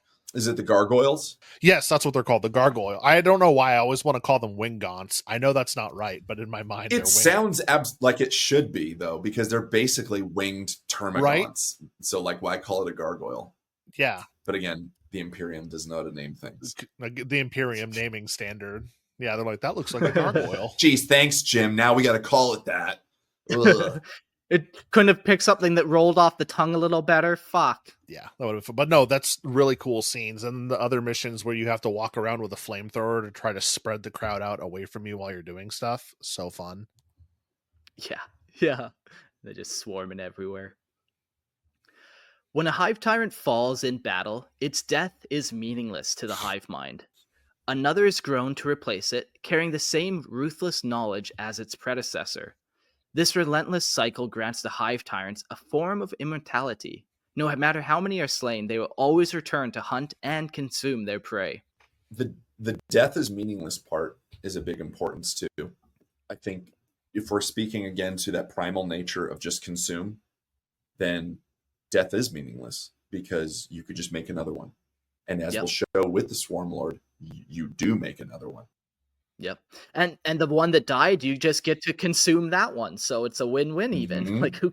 Yeah. Yummy. Absolutely. I don't know. The fact that it keeps it a little less nihilistic, the fact that it keeps the knowledge of his predecessor, it's kind of like it's immortal in the sense that its legacy and its mind, like its mind, it doesn't have a mind, but its mind lives on. Mm-hmm. So it doesn't truly die. It's like it's respawning in the game. Oh, I tripped on that, and that guy in the blue armor killed me. Now I know I have to eat the ones in the blue armor first with my next body, kind of thing, is how I always interpreted it. Go for the blue, always. Yeah. Always go for the blue. I see it behind your shoulder. You're not I know. Space Marine Jim is here. Wait, this way we turn. There he is. Yeah, there he is. Staring at you. Judging so you big. In your ways. So bold. I was going to say he looks very judgmental. For sure. I'll just keep him in the corner here. But once again, you can see us if you're part of our Imperial Tithe. Very nice. Yet even a Hive Tyrant cannot foresee every tactic or control the chaos of the vast battlefield. Still, their inexorable rebirth ensures that every failure becomes another step toward eventual victory, as the Hive Mind redefines and adapts. Yeah, and that's the thing, man. Like, you know, the one Hive Mind or the Hive Tyrant might come down first time with Scything Talons and a Venom Cannon, and then it realizes it doesn't need the Venom Cannon because it's fighting Guardsmen. It needs something that can just shoot a lot of shots. So it comes back down with this new concept of how to deal war and all these new biomorphs on actually a way to do it. So it's a completely different life form now with all that knowledge built back up and making them truly some of the most dangerous prey in all of the galaxy. Because you could even take this, like, how far back do these hive minds go, or these hive tyrants go? Like, are they coming from the other galaxy? How many wars on other galaxies have they fought and won? And now they're bringing all those lessons to this one, and they're stacking up all that. Yeah, what did they even look like before they got I- to our galaxy? You talked about, Mark, like the minis changing over the years, right? Like the old school Tyranids, third editions, like, it's kind of goofy, and then they just get scarier and scarier. And how that could be your own headcanon. Like, what the fuck did they look like before they came into our galaxy? They probably weren't as terrifying. They certainly are terrifying now. Very cool thought. Yeah. I've seen a bunch of different Tyranids too on, like, we see the bug Tyranid with the carapace chitin armor, but there's some people on our Discord who've made cold weather Tyranids where they green stuff fur on the chitin. That way they can survive in the cold. That's how they've adapted. Or some have feathers because it's like a lightweight planet that they're invading. So yeah, like their form could take anything, especially coming from another galaxy. Like, how often does it really shift and change? And now they're not even really necessarily bug-like creatures at all anymore. It's like John Carpenter's The Thing. It's like my favorite horror movie is John Yeah. Carpenter's The Thing, where it imitates. And with this, though, it's not imitating, it's learning. I was gonna say, I wonder if, like, because if one dies, it comes back again. I wonder if one can be on one end of the galaxy and the hive mind say, oh, I need that specific one over here. So it kills it or lets it die over here. And then it just transfers that consciousness into a different body on the other end of the galaxy to deploy it where it needs it. Like, the Swarmlord is definitely doing that. And maybe this is an interesting question to drop right now. Like, could there be multiple of the same hive tyrant? Like, yeah, I suppose. Like, the way they almost describe this, it's a possession of the hive mind. They create this beast, and then the hive mind possesses it. So, yeah, could there be multiple swarm lords running around? Ooh, tinfoil hat stuff. I don't. It could. I tend to think not with the Swarmlord, with the Hive Tyrants, yeah, but I don't know. It feels weird to the way they continually describe it as being this one thing. But again, we have ways I can copy a file and send it to you, and you have the same file. Yeah. And that seems to be more advanced than what they've got as far as having the same information. So I don't know. Maybe We'll keep that tucked in the back of our mind, and maybe we'll discover more as we carry on. Logan, you want to pick up the different types of tyrants? So the winged hive tyrant. In rare instances, the hive mind shapes a hive tyrant with immense leathery wings, crafting a predator that rules the skies with brutal efficiency. These winged hive tyrants descend with terrifying force, eviscerating enemy leaders with lash-like tails, or annihilating foes with streams of bioplasma from their monstrous weapons. And that is so true, and it's triggering me right now. While slower than traditional aircraft, they are no less deadly, capable of tearing pilots from the skies with bladed hooves, scattering and burning debris amongst the battlefield below. Armed with acidic blood, long-range biocannons, and vicious claws, these aerial horrors embody the Tyranids' unrelenting ferocity in every form of combat. Cool. Yeah, so back in 7th edition, when I was playing a lot, the Winged Hive Tyrant was the Tyranid HQ of choice. And especially at low point games, you were able to take 2 of them. And because you could take spores and they were 10 points and they counted as the troop. So then in a small game, you have these 2 giant horrific monsters. And then one little thing that's just like, oh yeah, I'm just here, guys. And they would just go through. They had like 24 shots. They were twin linked. They got to re-roll everything. And they also broke the mold with how they could land on things, because everything else was a vehicle that had to point. They were monstrous creatures. They could just pivot whenever they wanted to. It was so rough to deal with. Yeah. And you'd hit them only on a 6 if you're shooting up at them if they're in the fly mode. Yeah, they're nasty. Oh yeah. That's right. I didn't even remember that part. There's so much trauma related to them. I can't remember it More all. fuel for the fire. More fuel for the Yeah. fire. Yeah. Oh, But this is like a perfect example of how different the Tyranid adaptability can be. Like I was mentioning, we got some furry ones, potentially some feathery ones. Now we got giant winged ones. I wrote down at the very bottom of this underwater hive tyrant. Dun dun dun. Maybe. Why not? Why the heck not? for a water world, that would be pretty Yeah. cool. It would make sense to have that at some point, just based on necessity. And we've said in I forget who it was in the chat, but in episode 120 when we were on, necessity is the mother of invention. And here, the need to feed is driving that invention. And how do you get it better? So sure, if you need to swim, get out there, Michael Phelps Tyranid. Yeah, the shark hive tyrant is what the chat wants to call it. Yeah. I like it.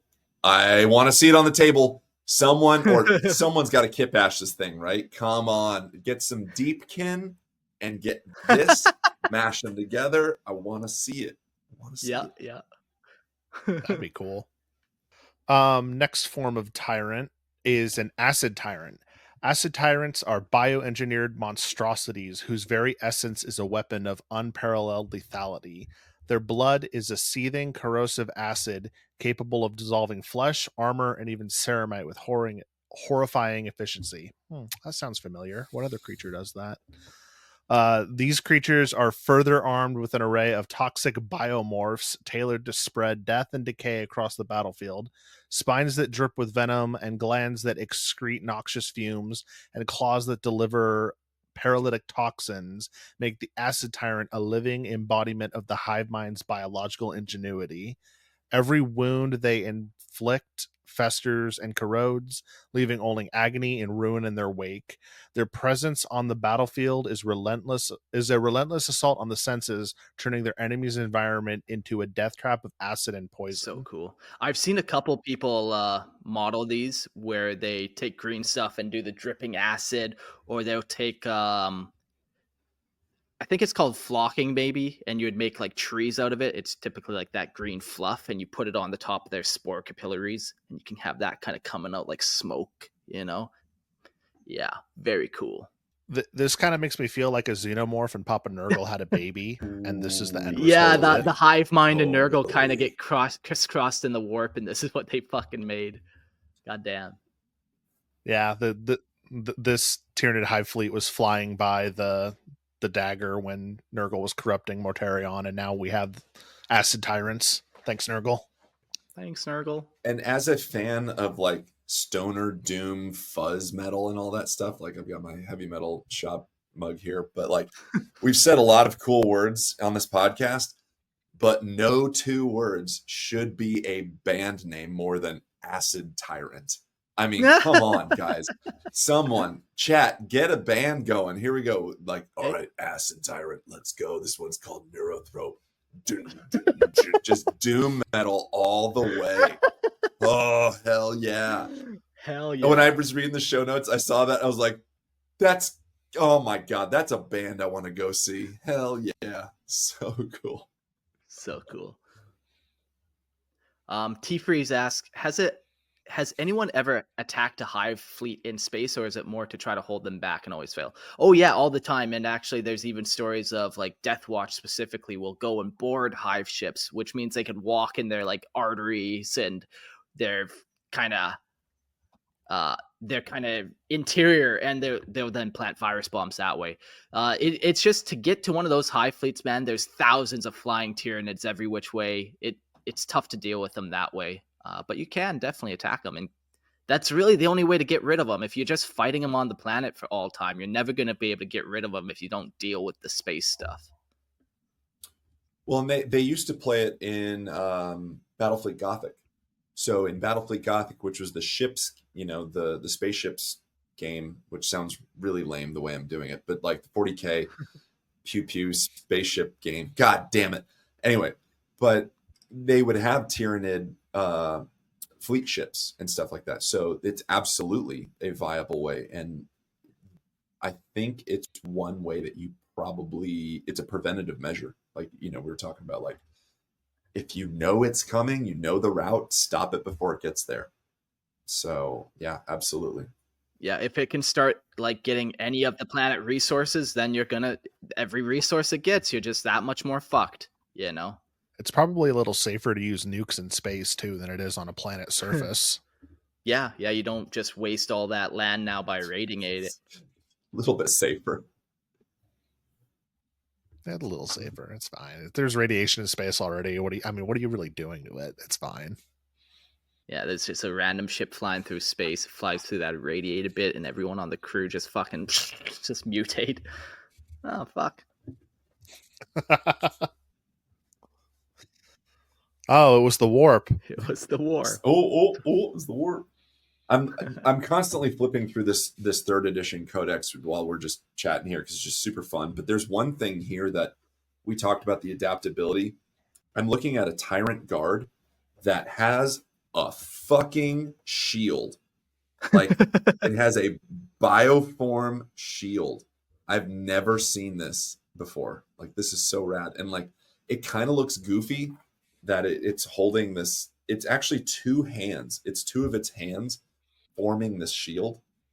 But it makes absolute sense that at some point a Tyrant guard would create a like bio shield that it's holding. Yeah, you know, it at one point fought Blade's guard or, you know, a space marine with a shield, and it's like, hey, I lost to that. I need that. The reason why I lost is because he deflected all my attacks with his shield. I need that now. And then it has it. Bingo. All right. And the last Hive Tyrant type that we're going to talk about is the Swarm Tyrant. Yeah. So the Swarm Tyrants are horrifying amalgamations of the battlefield commander and brood spawning monstrosity. Sharing traits with the Turvagon, these bioforms possess the ability to spawn clutches of rippers directly from their grotesque, pulsating sacs, flooding the battlefield with mindless hordes to overwhelm through sheer numbers. Unlike their counterparts, Swarm Tyrants wield enormous flesh borers, biochemical weapons that unleash turrets of ferocious living ammunition designed to bore through the armor and flesh alike. These creatures epitomize the Tyranid strategy of combining endless multiplication with raw firepower, creating tactical nightmares for their prey as they are buried underneath a wave of swarming bodies and devastating ranged attacks. I forgot about the living ammunition. That is such a cool thing to think about it. Like, because it's a smaller Tyranid, clearly, but it's strong and dense enough to survive being fired and flying at something. Then I picture it impacting and then just a little mouth going or spitting acid into whatever it hits and then going like just kind of like the alien mouth goes.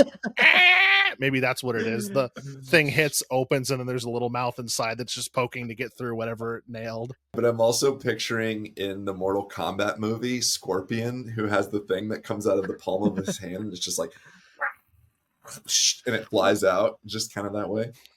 But you're right, nothing they shoot is inanimate or it is a living thing.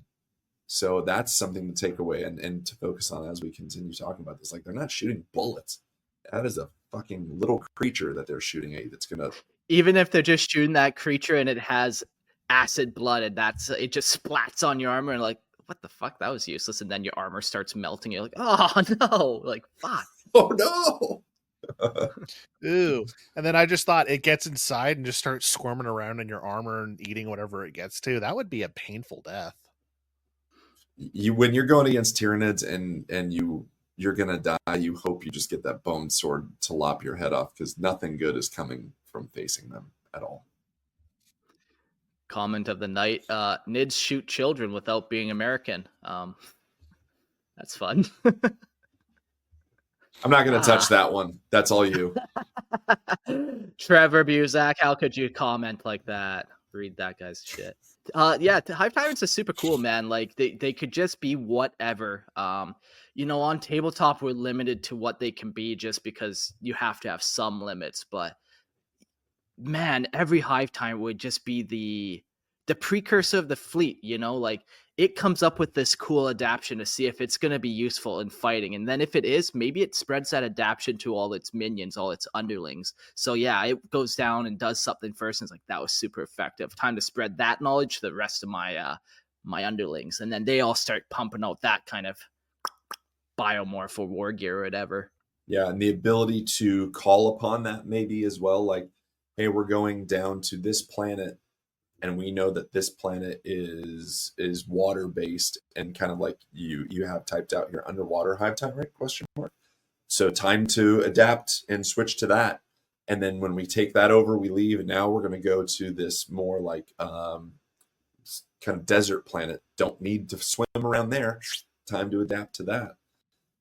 It's wild to know that they can kind of just switch to the greatest way to kill. Yeah. So we want to go to biomorphs here. All right, cool. Biomorphs. Hive Tyrants are living weapons platforms, their monstrous forms bristling with a staggering array of biomorphs, each evolved for a singular purpose: destruction. Their armaments, such as the Bone Sword and Lash Whip, exude primal lethality, crackling with psychic energy to rend through armor and flesh alike. Ranged bioweapons like the Heavy Venom Cannon spit corrosive shards that pierce even the thickest plating, while the Stranglethorn Cannon unleashes strangling tendrils to entangle and crush infantry. Adorned with chitinous armor, Hive Tyrants become walking fortresses, shrugging off assaults that would obliterate lesser beings. These biomorphs, perfectly attuned to the Hive Mind's insidious will, turn the Hive Tyrant into an unstoppable force, orchestrating carnage and calculating precision and brutal efficiency. Amen. Then we go into some psychic powers. Sorry, before we jump into psychic powers, maybe if you want to hear more about biomorphs, go to episode 50, and we do a whole episode on Tyranid biomorphs and all the different types there. But there's a lot of different types you can slap on there, whether it's like adrenal glands or it's actual more of the visual weapons. But definitely go listen to that episode and get some more kind of context on the different biomorphs. Episode 50. Yeah, there's a lot of variety there too. Yeah, for sure. So moving on to psychic powers. Tyranid psychic powers are manifestations of the Hive Mind's vast and terrifying intellect, channeled through the most potent bioforms. These abilities are not mere tools, but weapons of absolute domination, designed to dismantle the enemy's mind and will. Tyranid psychers, such as zoanthropes, maleceptors, and Hive Tyrants, as we discussed before, draw upon the shadow and the warp, a psychic maelstrom that smothers enemy communication and cripples their psychers. Their powers range from lances of searing bioenergy that vaporize armor vehicles to oppressive mental assaults that shatter sanity and cohesion. Through these abilities, the Hive Mind projects its dominance not over just the physical battlefield, but over the mental and spiritual realms of its prey, leaving no avenue of resistance untouched. Just reading through all these things, like I think there's just this constant debate of like, what's the biggest threat in the galaxy? Oh, it's the orcs if they could all stop fighting each other and unite and stuff. Oh, it's chaos if they would, all just stop worshiping different gods and this and that. It's the Tau if... No, it's never the Tau. I'm sorry. There's not galactic players. Yeah. But I truly think it's the fucking Tyranids. Like, the Tyranids are the biggest threat to the galaxy. You can't reason with them. You can't fight alongside them. So there's no allying, really. And there's no understanding except for what the Imperium knows. And again, before the collective Imperium, we're trying to kind of theorize and understand. But even then, they're 2 steps ahead of us. Sure. By the time we think we have them figured out, they're already doing the next thing. Oh yeah, for sure. I do have a bunch of psychic powers later under the Swarmlord themselves, but I'd imagine, man, the psychic powers could vary so much. At one point, they're shooting warp bolts at you. The next time, they're psychic screaming and making all your guys just cover their ear and scream in terror. Um, just like their biomorphs themselves, I imagine their psychic powers are constantly evolving and shifting. They're coming up with new ones that just will mess with you. Yeah, new ways, new instruments of death. So there's the context. We're 2 hours into this episode, and we have now provided context that that we can actually talk about the Swarmlord himself. The big bad Swarmlord is the apex of Tyranid evolution, an ancient, formidable bioform born from the Hive Tyrant strain. It is the living embodiment of the Hive Mind's will, a creature as old as the Tyranid species itself, forged to impose the will of the Hive Minds with unyielding dominance, a terrifying entity. The Swarmlord commands the swarming hordes with an intelligence and ferocity that eclipses the Hive Tyrants, serving as the ultimate conduit through which the Hive Mind's insatiable hunger is realized. In the hierarchy of Tyranid life, the Swarmlord towers over the Hive Tyrant as the Hive Tyrant does over the lowly Termagant, a relentless, implacable force in a sea of flesh and bone. Yeah, this guy's crazy. So he's ancient. This is like the one kind of, we talk about is the Hive Mind a living creature? We don't think it is. We really don't think it is. But if it was, maybe it's the Swarmlord. Like, this seems to have the closest thing to that.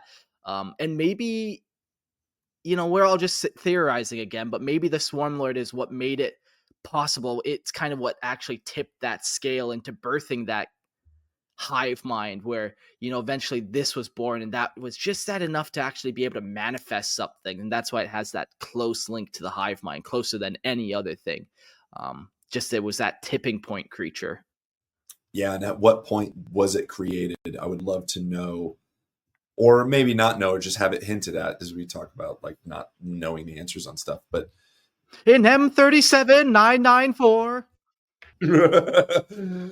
on the planets, Klendaxu.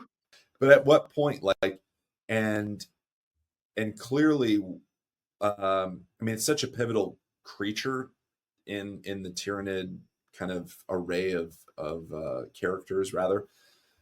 But like, what was the tipping point that said this is the thing we need to make, and this is how we're going to do it? And if it dies, it's so important that we need to basically reincarnate it, and maybe that again out of necessity. So let's talk about maybe what the potential first Tyranid creature was, and in my mind, probably some type of spaceship bio creature. I'd imagine it's some type of spaceship bio creature that's been flying through space, and then it gets hungry. It can feed on some ocean worlds and whatever, but eventually it comes into contact with the first thing that can actually put up resistance against it, and it's like, okay, well, now we need to be able to deal with these ex-Xenos that is blowing up our fleet. So then it bursts the Swarmlord as like its first kind of military leader. Because Termagon wasn't the first thing that the Tyranids was. I imagine it's a spaceship. It had to have been just like, and that's a prime form floating through space. I kind of picture like a giant space worm that was just floating along, eating whatever it could, and then at some point it bit something that fought back, so then it started growing armor so it wouldn't get hurt again. Or maybe another giant space worm came and bit it, so it learned to grow armor from that. Yeah, I was just gonna say, I think there's two very interesting kind of ways to think about it. Is the because we know so little about Tyranid history, is that maybe it's the classic evolutionary kind of steps of, it was this little squig-like thingy that kind of like survived, and then it adapted to this, and then it became this, and it became this, and it became bigger and bigger and bigger and bigger. Or because it was this giant bioform ship and whatnot, that's its simplest form, and outside the galaxy, maybe Tyranids are still very young and new, and we don't really know a lot about their history. So maybe this is still early on in their evolutionary track. Oh, isn't that a fucking trippy thought? That like, yeah, this is kind of their first chance of actually evolving technically, you know? Um, yeah, like they could have just been some type of uh void creature between the Milky Way galaxies, and we think it came from another galaxy, but no, no, no. Like this is kind of its first real invasion and its first time to actually adapt and grow and evolve. Ooh, interesting that it's not this ancient terror, but a new one. And size is irrelevant because maybe it did start out as this small little creature, and then just over time, evolved and adapted and evolved and adapted and all these things. But maybe not. Maybe its simplest form is just one of those. I'm gonna just call it like a Norn ship, floating through space, and then everything else is actually the smaller forms of what it knows. Wild theories on the Tyranids. I like Yeah. it. The role of the Swarmlord. It is a nightmare forged from the darkest depths, a predator that has stalked empires and overseen the extinction of entire civilizations. Its name is a legend of destruction, whispered in fear across the stars, a destroyer of worlds. It is the tyrant lord of the Hive Mind, a herald of the great devourer, and the annihilation of the Kalal Empire. To the Imperial Man, the latest victims to face this ancient terror, the Swarmlord represents the greatest Tyranid threat, a relentless force of nature that embodies the apex of the Hive Tyrant strain, a unique monster with singular, unstoppable purpose. Like the Hive Tyrant, the Swarmlord is immortal, its existence eternally renewed by the Hive Mind. Each death only strengthens it, for when slain, the Swarmlord is reborn, its experiences, memories, personality, and knowledge transferred intact, making it even stronger with every life it has lived. Unlike the Tyrant, however, its reincarnation is not simply the product of mindless cycle. The Swarmlord emerges as a stress-induced response when the Hive Mind's conventional tactics fail, and a greater cunning is indeed needed. Its mental autonomy surpasses that of the Tyranid, even the Hive Tyrants, for the Swarmlord's bond with the Hive Mind is so powerful it transcends all barriers. It manifests across any fleet, rising from the depths of the Hive Mind's collective conscious regardless of distance.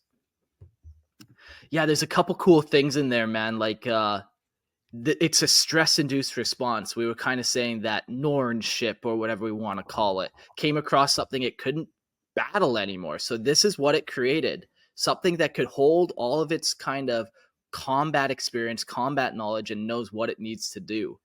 Yeah, out of dire circumstances and that stress-induced moment, it's born.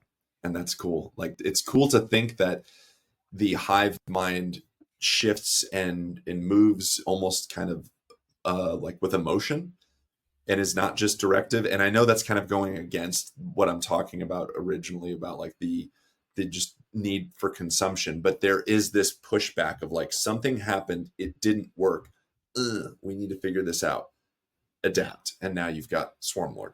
It does back up what I was saying earlier too, that if a Hive Tyrant over here dies, it can move it over there, but it's literally just said it's doing that with a Swarmlord. It's over there in Fleet 1. Oh no, I need it in Fleet 2. You just pick it out and spawn it over there with the fleet you need it in. I wonder if when it dies, when the process of memory transference or whatever happens, if it's constantly doing the upload download thing with the Hive Mind, or if when it dies, like a brief moment before its death, then it transfers all that knowledge. Because it almost sounds like, every time it almost just doesn't sound like it's constantly uploading. It almost sounds like, it's constantly downloading, but maybe every day it uploads its day's information. Interesting. I was kind of thinking it's more like a cloud storage brain, where its brain lives in the Hive Mind. So there's nothing actually in, like, if you captured one, you couldn't rip it open and read its mind because there's nothing actually there to read. It would just redirect you back to the Hive Mind.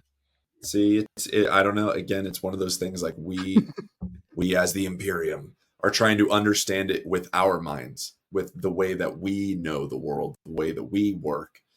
and maybe it's something completely different that's, oh, it doesn't, we can't even comprehend how it works.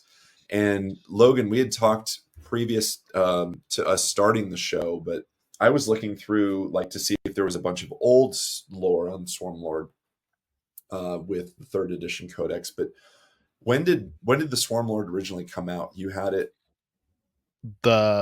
It was in the 5th edition codex. Yeah. Cool. So the Swarm, I think it's important to note as well that the Swarmlord is not, quote, an original Tyranid. And that's cool too, because we've kind of lived through the progression of, like, if you play 3rd edition Tyranids, it's pre-Swarmlord because that need for Swarmlord wasn't there yet. They had not made it yet.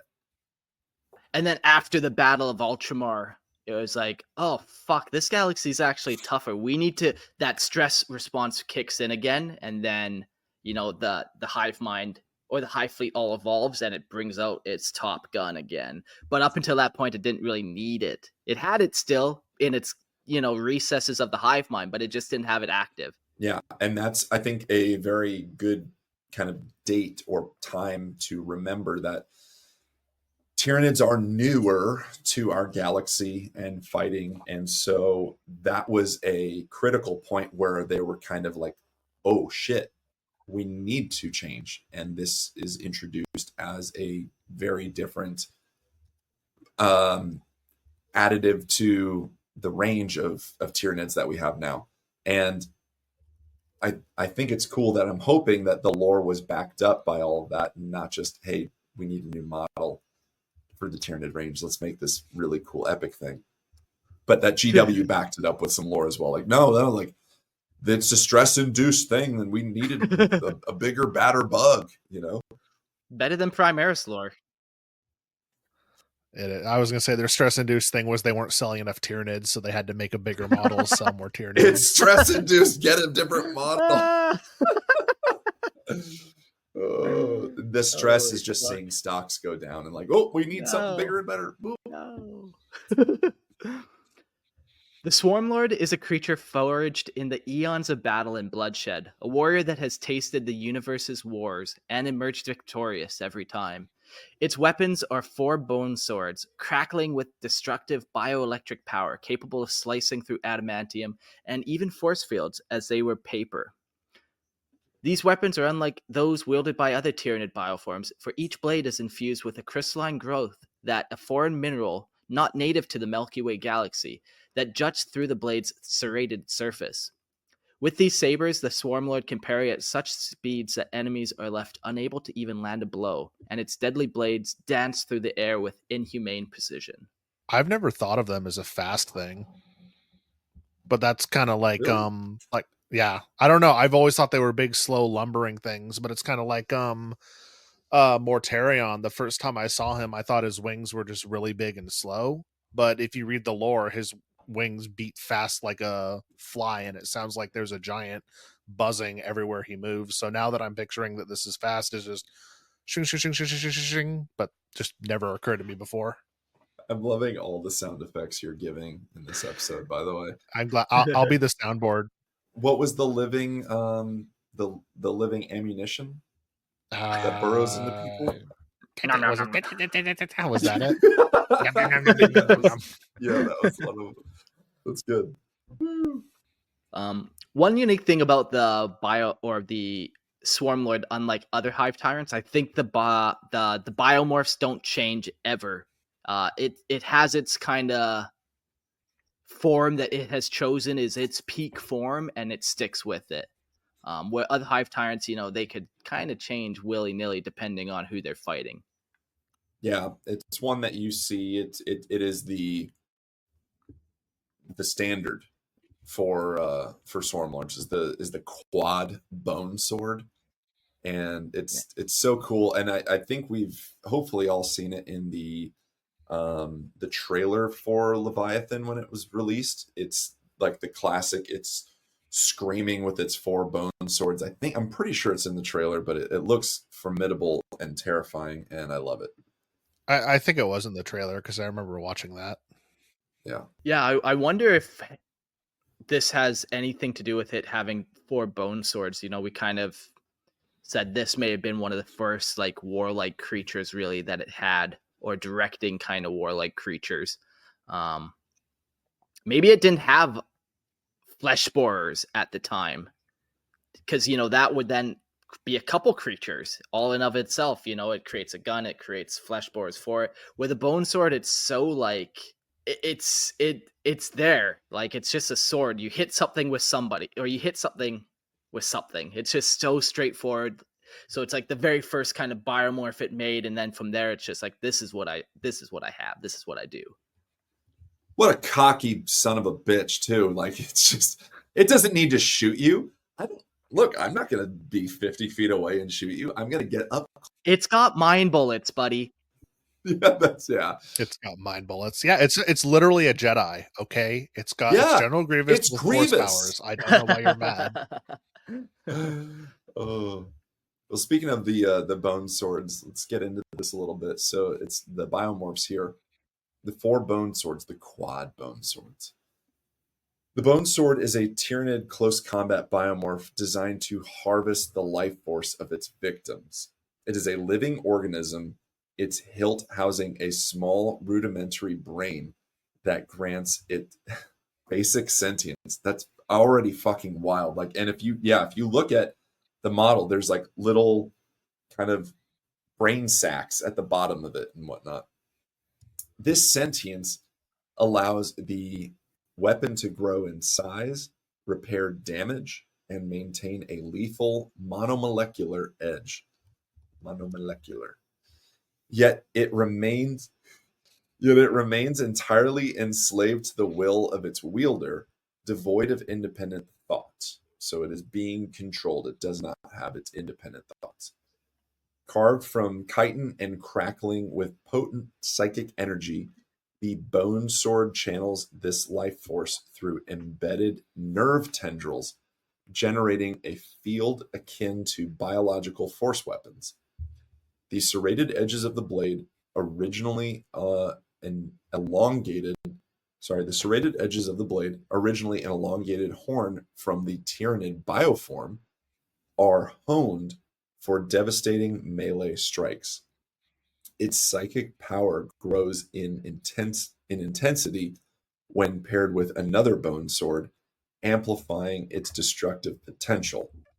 In prior editions, the weapon could emit psychic pulses from its hilt, driving nearby Tyranid creatures into a frenzy, though this ability has since been refined away.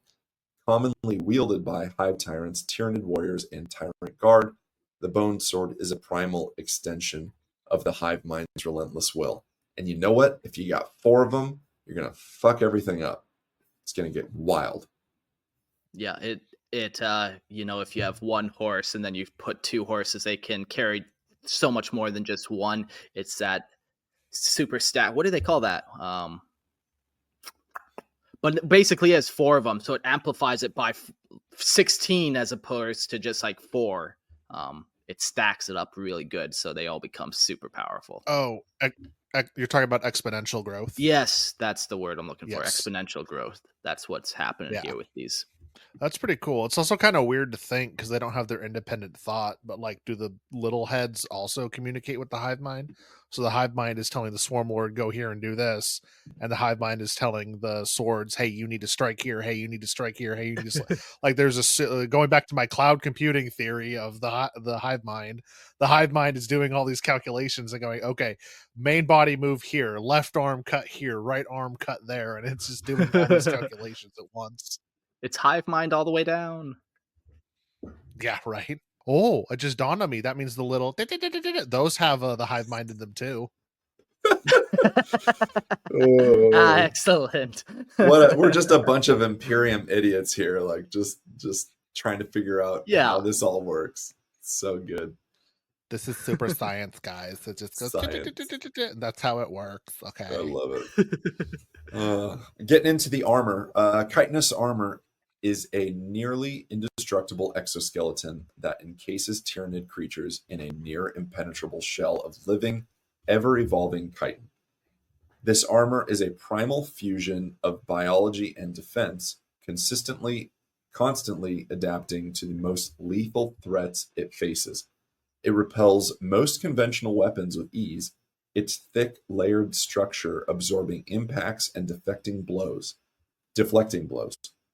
In battle, it is a living barrier, a testament to the Tyranid's relentless drive to endure, adapt, and destroy, leaving nothing but broken weapons and shattered enemies in its wake, and also leaving just shattered dreams. Sorry, guardsmen, not going to happen. Not today.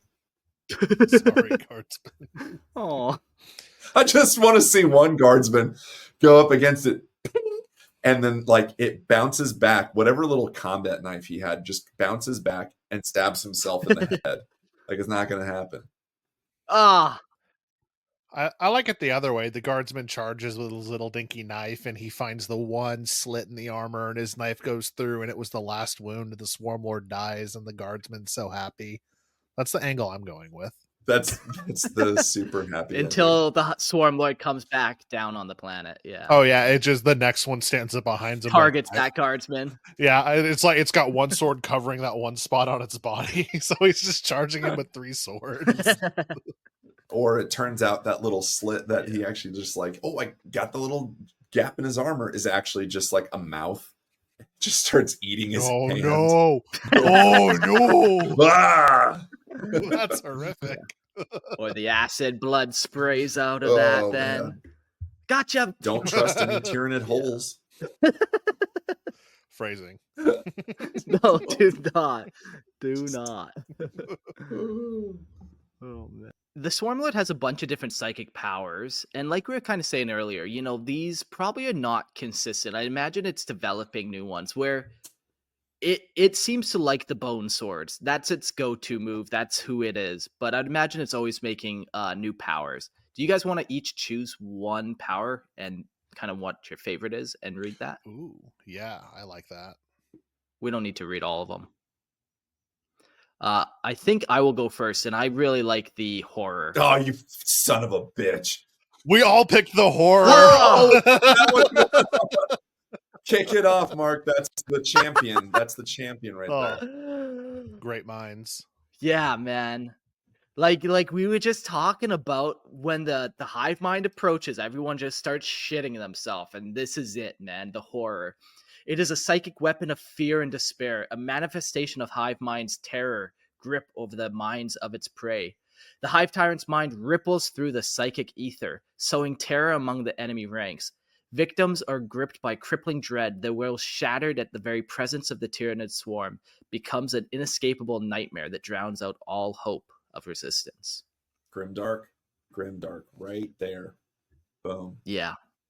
It just is so perfect. Like, you know, if this is the manifestation of the hive mind, this would be it. You know, the horror is the manifestation of the psychic power of it. Yeah, you know, we could do warp blast and we could talk about it shooting lightning out its ass all day long, but like, this is the hive mind, this inescapable dread that people would feel around it.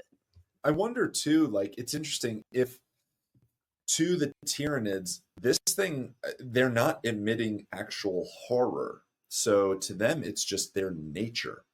But to us, we perceive it as horror.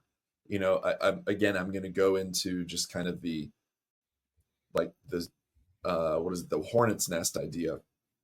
Like if you look, don't do this, by the way, but if you look into like a hornet's nest and you just see all these things like climbing over each other and they're just communicating in whatever way they do, it's fucking terrifying, right? Like you see these kind of armed like creatures with little daggers and stuff, and they're all just kind of going after each other. That's terrifying. To them, that's living. So the horror that is being kind of emitted by the Tyranid swarm as this psychic weapon, I'm sure they know that it is horrible for living things to experience this. But to them, it may just be their nature. You know, what is horror to us is truly just living to them. Tinfoil hat ideas. No, for sure. Even if you just like, another way to look at it is like, you know, you feel all of a sudden the the mind of the hive mind, and you're like, oh shit, this just wants to eat me. Yeah. Oh, great. Absolutely. Great. Fuck. Don't like that. Do not. Yeah. So what about you guys? What power do you feel like I stole the glory of it all. What do you pick? Before Court can pick it, I'm going to go with the Tyrant's Will. Good one. Good one. Yeah. Another classic kind of manifestation of the hive mind. Oh yeah, the Tyrant's Will is the embodiment of the Hive Mind's supreme control, a psychic reinforcement that allows it to assert dominance over the battlefield. With the power of the Hive Mind behind it, the Hive Tyrant exerts its command over the lesser synapse creatures, ensuring their actions align perfectly with the will of the swarm.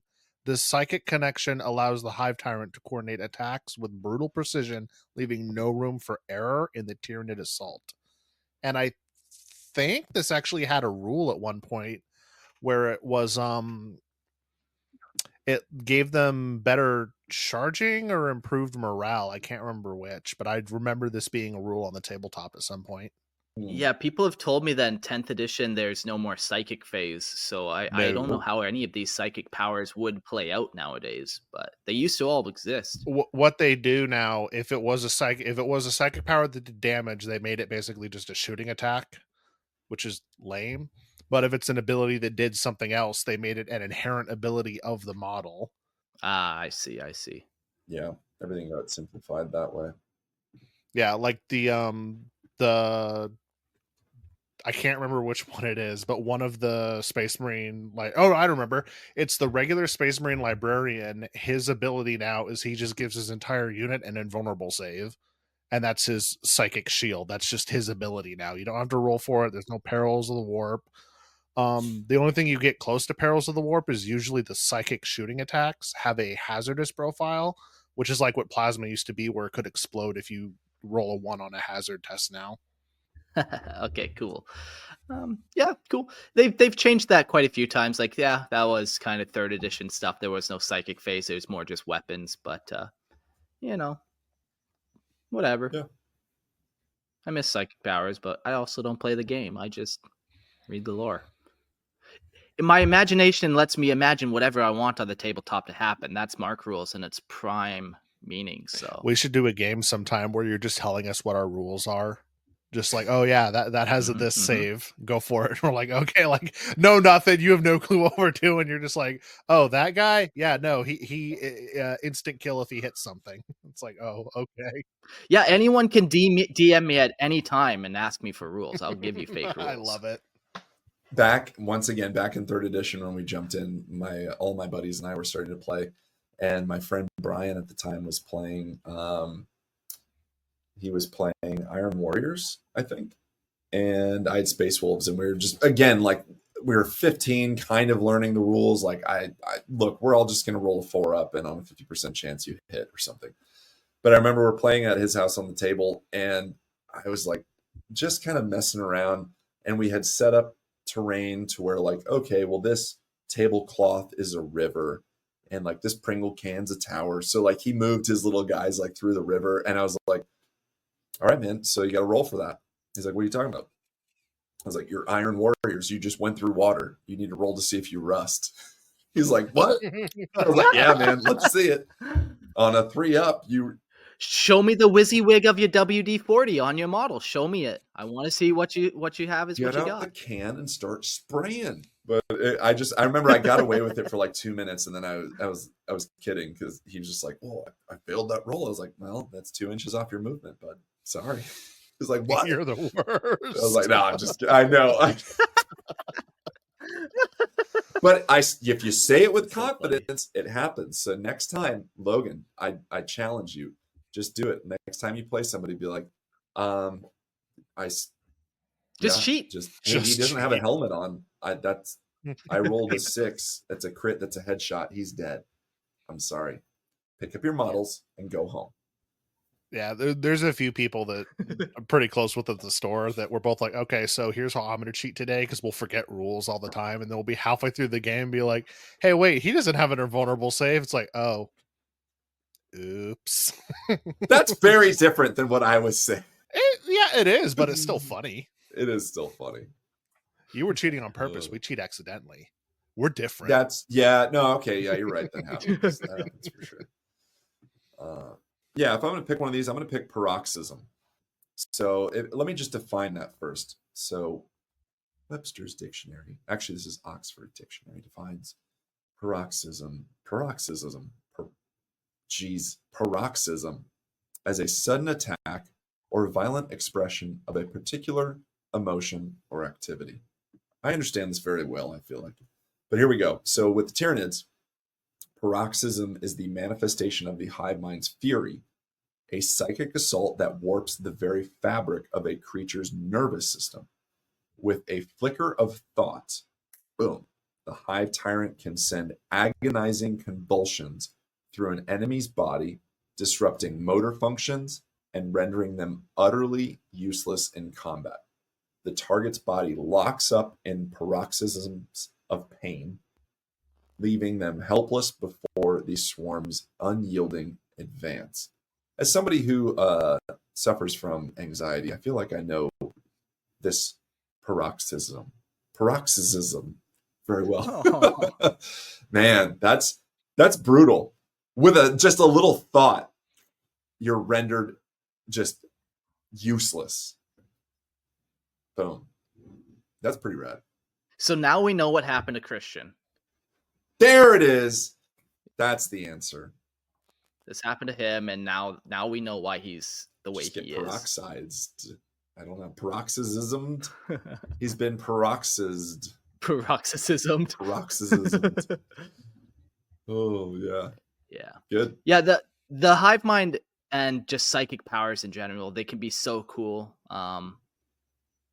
But those ones are definitely kind of. I think we picked the good ones for sure. I think we got the best ones. There's so many, and that just shows how terrifying, and truly, I think we can't understate enough like how amazing this Tyranid is, how amazing this creature is, and how important it truly is to the Tyranid range of interest if you're reading codexes or whatnot, or playing the game itself. But it is it's truly like crazy important and amazing as far as Tyranids goes. It's so formidable and so dangerous. Yeah, very cool. We'll jump now to notable battles that the Swarmlord's been in. It's been with the Tyranid since the dawn of time, so it has infinite battles to draw upon, but here's some that we'll talk about. The Swarmlord, a relentless apex of the hive mind's insatiable hunger, marked its first horrific presence in 745 M41, and that presence is in the Milky Way galaxy, to the Imperium. When it led Hive Fleet Behemoth's final onslaughts against Tyrant and Thandros. During the Imperium's first contact with the Tyranids, the Swarmlord obliterated everything in its path, utterly decimating the forces in an exhibition of primal savagery. This was only the beginning of a history of unyielding destruction. At the Battle of Cold Steel Ridge on McCraig, the Swarmlord directed Hive Fleet Behemoth's devastating attacks against Marinius Calgar of the Ultramarines, breaking through their tactics and overwhelming their defenses. Calgar himself barely escaped the beast's wrath, only surviving due to a desperate intervention of his honor guard, while the Swarmlord tore apart the commander of his very guard, Aloysius? Fun Greek-sounding name, I suppose. Aloysius? Yeah, sure. I like it. Yeah, even Calgar in this battle, he lost both his legs and his arms, so he kind of got turned into one of those weird things. Yeah. What'd you call a person with no legs and no arms? Marnius fucking Calgar. That's what you call him. Man. Yes. Yeah, his character is so closely tied with the Tyranids. I think that's what makes it rad too, that we've seen the devastation of the Imperium through Tyranids, and that we've seen characters kind of formed because of that. And he's prime for that. Once upon a time, we had the Tyrannic War Veterans of the Ultramarines, which was like a very special veteran rank. And they had some pretty sweet models where they had Tyranid skulls strapped on their shoulder pads, or their dagger instead of a combat blade was like a scything talon. So we've seen that a little bit with Leviathan. So when Leviathan came out, that one of the models has a Tyranid skull as its pauldron, I believe. Logan, you can probably talk a little bit more on that. Yeah, that's the lieutenant Yeah, guy, it's I not believe. his skull. It's not a skull. It's part of the carapace that's on him, and it's one of the lieutenants. I'm checking which one it is right now. While you're checking, I'll also mention, yeah. So when Funk was running a store championship, I believe for 40K, it might have been the campaign, I don't remember, but we had an organized play kit, and within that kit came an exclusive set of decals, transfer sheets. So it gave us like 32 transfer sheets, and on that it has the exclusive like Space Marine Tyranid veterans of the Tyrannic War decals. So you can look this up. It's when it first came out, people were really psyched because there was little spoilers and like leaks of this transfer sheet, and people were wondering, "Oh my gosh, are the Tyrannic War veterans coming back? Like, is this a thing?" But the decals were mostly like the Tyranid head with like two swords going through it. Looking it up now, I still have one. I found that model. It's lamely just called the lieutenant with combi weapon. But on the cool side, yeah, he's got he's got carapace on his shoulder and then Tyranid blood on his knife, which is cool. But his main thing is he's a solo unit, he's anti-infantry, and he's kind of focused on sneaking around, killing things, and taking objectives. But he's a unique character for sure. Yeah, looking at the rest of this transfer sheet, there's one that has the Ultramarine symbol, the U, and then it's got two like Tyranid symbols going around it as well. There's one that's really, I mean, we want to talk acid Tyrant album art. It's the U, it says Ultramarines in a banner. It's got a Tyranid head that's bleeding from its decapitated bottom there, and it's got a sword pierced right through the top. Rad. Yeah, super cool. Tight. At the polar fortresses of Macragge, the Swarmlord's fury was brought to bear once more, leading the assault against the violent defenders, including the Ultramarines' first captain, Sol Invictus. The entire first company was annihilated, leaving no survivors in the wake of the Tyranid onslaught. The Swarmlord, its hunger unsatisfied, was presumed slain in the reports that followed. Yet death for this creature is a fleeting illusion, for in 991 M41 during the Battle of Ikar IV, the Swarmlord faced Calgar once again, and the two titans locked in an epic duel that culminated in the beast's temporary defeat. But as ever, death could not hold the Swarmlord for long. By 997 M41, the Swarmlord had returned with renewed fury, leading the swiftest and most devastating planetary invasions the Imperium had yet seen as part of Hive Fleet Leviathan. Within the span of 4 solid months, the Swarmlord oversaw the consumption of 24 worlds, including Talon, the home world of the Stormfalcons chapter, and Indregia, the crucial orbital shipyard. Its insatiable hunger and relentless destruction continued as it later turned its focus on the Orcish Empire of Octarius, where the latest Imperial reports indicated that the Swarmlord's continued assaults. In the year, that's pretty cool. We did an episode on that. I think it was episode 103, where, yeah, orcs versus Tyranids and just this unending biomass pit of the orcs reproducing and the Tyranids devouring, and just, yeah. That's rad. In the year 999 M41, its name once again echoed through the void as it led Hive Fleet Leviathan's voracious advance against the Imperium's enemies. The Swarmlord's brutality stretched beyond time and space, as shown by the unending cycle of carnage. In M42, it rose again during the devastation of Baal, where it clashed with the Blood Angel's chapter master Dante. The battle was fierce, and though the Swarmlord was slain, Dante was gravely wounded, a testament to the sheer savagery of the creature that tore through him. Its death was brief, pause in the endless cycle, as the Swarmlord's corpse was resurrected by the Hive Mind, ready to bring devastation anew. Its rampage continued with the scouring of the Mirgir system, the eradication of the Brynar race, and the consumption of Gorglok, the Orc Empire swallowed whole by the relentless force of the Tyranid swarm. The Swarmlord's presence is marked by cataclysmic violence. On Kolovan, it was slain again by the Ultramarine Ortan Cassius, only to be resurrected once more by the Hive Fleet's ships. And then during the campaign on Sanctum in M42, the Swarmlord led a vast Leviathan horde. Though the Imperial were able to repel the main forces of the Tyranid, the Swarmlord itself vanished into the depths of the swarm, its fate uncertain. But the destruction it leaves in its wake is undeniable. Time and time again, the Swarmlord proves that even in death, it cannot be contained. It rises, it devours, and the galaxy trembles beneath its endless primal hunger. Woo!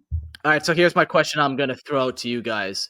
As I read that, I'm kind of like, so he's a bitch. The Swarmlord's kind of a bitch. He just fights these characters and then he dies off and then he dies off. Like, I get that, like, death is a part of it and you can't be stopped by death and whatever. But, like, oh, so you go fight Calgar and you get bitch slapped down. Oh, so you go fight Dante. Oh, so you fight Ortan Cassius and you get bitch slapped down again. To me, it's just like, he's the Worf of Star Trek, if I can say that. Or of 40K, you know, it's just like we have this all-powerful, all-consuming, ageless creature. Oh, he just fights this fucking space marine and gets bit slapped down. It's kind of defeatist. He doesn't have the same kind of plot armor that those other people have. His plot armor is he always comes back. He's like William Afton in FNAF. You can never kill him. He will always come back. So that's his plot armor and why they keep doing it that way. I know, but like, so the one ended as like he disappears into the horde of creatures, never to be seen again. Like, that's so much better than him dying again and again to just fucking space marines, man. It'd be one thing if it was like, and the Warlord Titan unleashed its volcano cannon and killed this, but he's just fighting a chapter master, the most deadly creature in the entire galaxy, just gets fucking handed by these space marines. I don't like it. Narratively, you're right. It's kind of boring because they hype him up to be this big bad and then he can come back. And then they just abuse that he can come back all the time by making, oh, humans, once again, we banded together and we barely killed the big bad. What do we do next time? And once again, that next time they barely beat him again. Yeah, I think there's just better ways to implement it. I agree. I think he's used to an unfortunate circumstance. He's used as like a comparison. So he's used to show how cool and strong the Imperium is. Like, look, Calgar survived him. Like, it's almost cooler in that battle that like Calgar barely escaped, survived, and came back stronger. Like, it doesn't say that much about the Swarmlord that he kind of almost killed Marneus Calgar. It says more to Marneus Calgar that he survived. You know, and you can say that like exactly he it's cool that like the Swarmlord, you know, tore apart the commander of that very guard, Aloysius. Who the fuck cares about Aloysius? I'm sorry, like no one. I've never heard of that dude. But Marneus Calgar, Dante, sure, absolutely. So there's two things here. There's two ways to kind of go about it. One, I think it does suck a little bit that he's kind of the litmus test of how cool a Imperium character is. Like, did he fight the Swarmlord? Yeah. Did he survive? Okay. Fuck yeah. Then he's a badass Imperium character. The other way though is that like, well, what's the other option? Because there's no other option except for death. So the Swarmlord's either going to kill this thing or he's going to die. So I don't know where you land on that. Like, it's either victory or death for the Tyranids. So the Swarmlord's going to go up against, you know, so-and-so named character. One of them is going to die. That just has to happen because it's not going to be a retreat, right? So someone has to die. I could see it being a retreat though. Like, I could see him retreating, like, yeah, being wounded and then just retreating back into the horde, you know, like why sacrifice himself? I know he can come back, but you still have to grow another body and stuff. And maybe I don't know. Maybe GW just could stop making main characters fight each other. Maybe that. And then they don't have to do this stupid fucking dance where they mortally wound each other. But, oh, JK, we still want to sell their models and have their lore. So they both mortally wounded each other, but got resurrected. Like, to me, I was so hyped about this whole fucking episode, and I read this last bit. I'm like, oh, great. Okay, go fuck yourself, GW. You can't write worse shit. God forbid an Imperial character I'm dies. bummed out. God forbid. God forbid. God forbid one dies, man. Man, he suffers harder than the Avatar of Cain. Little bit of devil's advocate.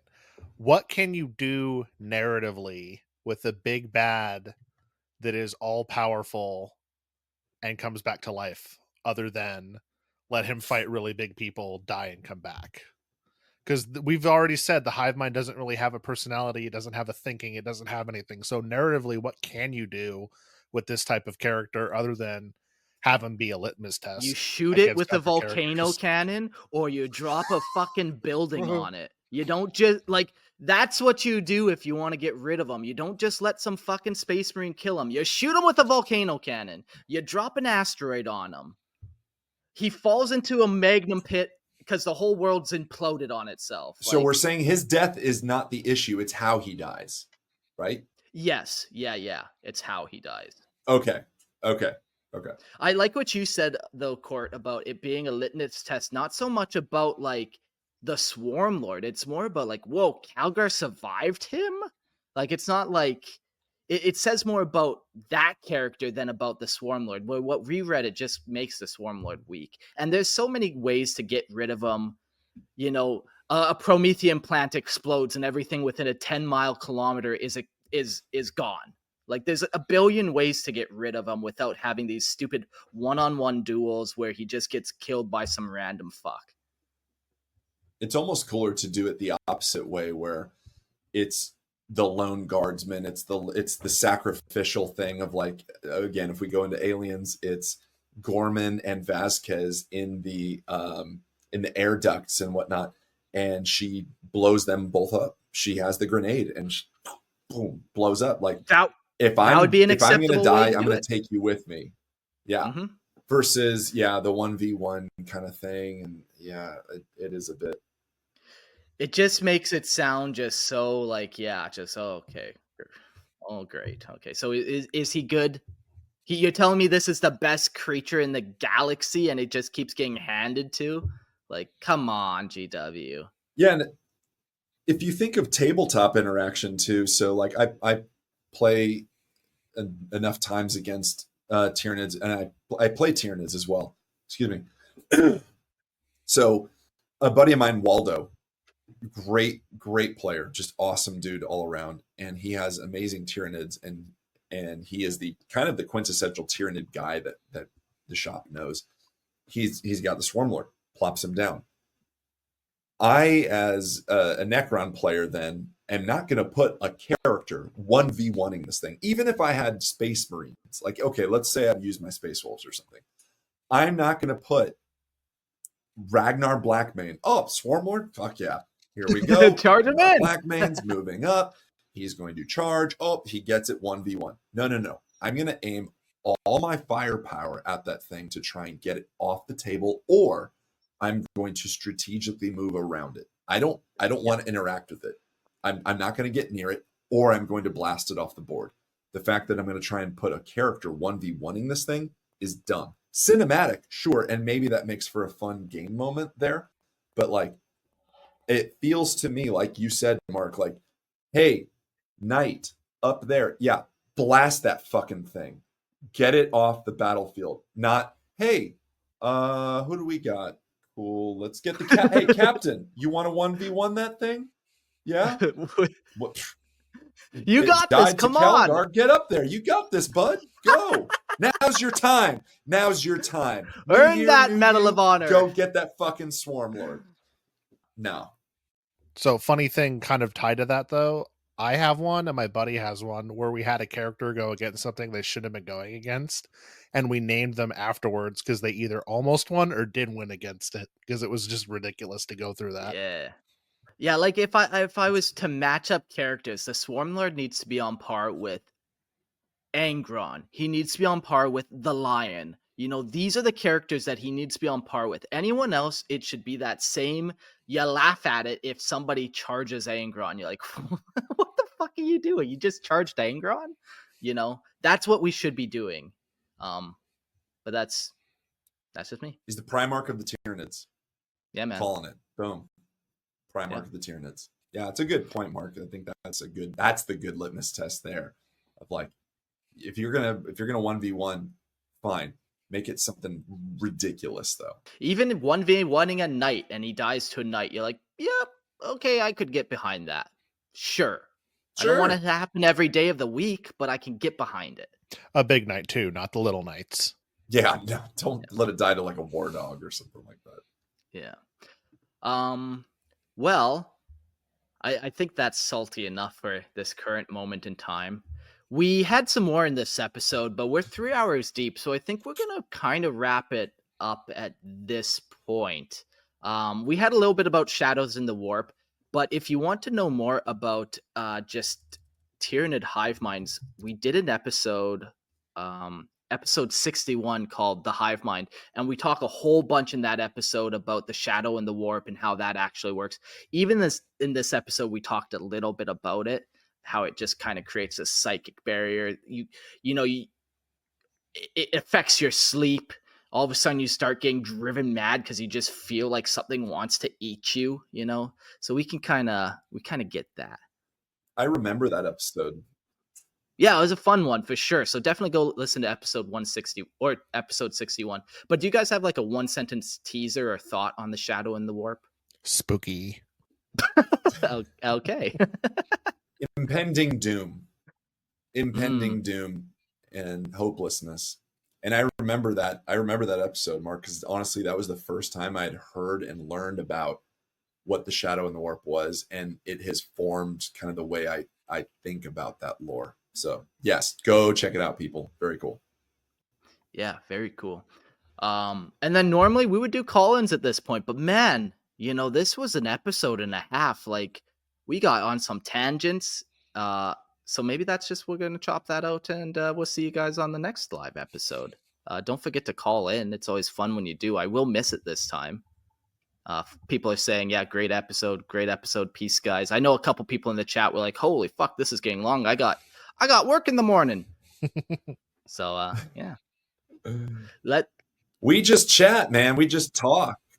Yeah, and I think we had some great concepts and some great tangents, and like, this is one of those great episodes, just like when you're talking about the warp and like, what is a soul, or like robots and AI. How does the Tyranids work? You could get derailed so quickly because we don't know.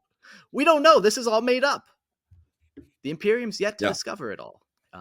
People are saying, long as fudge, but don't begrudging you for not doing call-ins. So yeah, we do love you guys, and on the next episode we'll get you in. So let's jump to our end notes. If you like listening to me read lore, go jump to Lorehammer Listen to Lore podcast. I try to read some lore there every now and again, some homebrew stuff. Lots of people submit stuff, and I do enjoy reading them. So go check out Lorehammer Listen to Lore podcast. Yeah, and as mentioned on the episode that we were on previous, on 120, the Funkatronic Rex podcast, that is a podcast that I wrote, hosted, and produced. So you can find us on Spotify or Apple or wherever you listen to podcasts. Just type in Funkatronic Rex podcast, Funkatronic, Funkatronic Rex. Check it out. We talk games and all that stuff. Super fun. Very fun. And if you guys want to come check out what I'm working on, you can go on YouTube at Hydra Thoughts. We have a video coming out soon, Cryptids Across America. We're going to be talking about the state of Washington and the fun cryptids over there. So come check us out. Hang out with us. Very nice. Do you have a co-host on that, or do you just do that solo? No, it's just me. I have some people that help me with a few things on the side, but it's almost exclusively me so far. I'm hoping in the future, if it keeps growing, to have some co-hosts. Like if I do a Warhammer episode, probably be calling on you, see if you're free, what you're up to. But no, it's yeah, go ahead. I'm sorry. Oh, no. I was just going to say, we did a fun little cryptid episode of 40K stuff, but I love real life cryptids as well. They're always pretty cool, man. Yeah, it's fun. I mean, you can see I've got my painting of a Wendigo right there. So I don't know how to point at it this way. There we go. I was wondering. I was looking at that the whole time, going, "Chupacabra, Wendigo." No, it's a Wendigo. I'll send you a better picture of it later, but no, that's a Wendigo. We were going to do an art show with some friends, and the theme was Arizona deserts. And I was like, I want to be not like other girls. How can I be different? I'll put a cryptid in there. Spooky dookie. Spooky. Cool. Well, thanks everyone for listening. We'll do a shout out to the Patreon and then say adios. So the new Patreon members were Henry, Wexler, Sigma, INK Daddy, Armelio by Morning, Wilmore, Amped, and Meaty McMeat. So thank you guys all so much for the support. Every dollar helps produce 3 episodes a week, and it's a lot of work. I write a lot of notes every couple days. This episode was 15 pages, and I even trimmed it down a bit. So every dollar helps support the show and allows me to keep doing this. And I even feed my daughter with some of those Patreon bucks, so that's super special too. So yeah, boys, Court, Logan, thank you so much for joining me. We'll have you on the next episode. I think it's gonna be. Let's pull that up as you say your goodbyes. Thank you, everyone, for coming to the show. We've enjoyed it. Always appreciate the live chat and always appreciate hanging out with my friends Mark and Court here. So thank you, guys. Yep. Thanks, chat, for being part of this. It's always good to see you guys with your ideas and fun comments. Logan, always a pleasure to see you. Let's get a game in soon. Oh, yeah, all right. For sure. And Mark, thank you. Thank you so much for the opportunity and the blessing it is to be on this amazing show. Appreciate you. Yeah, well, the next episode is going to blow your guys' mind. Do you believe it? But we're doing fucking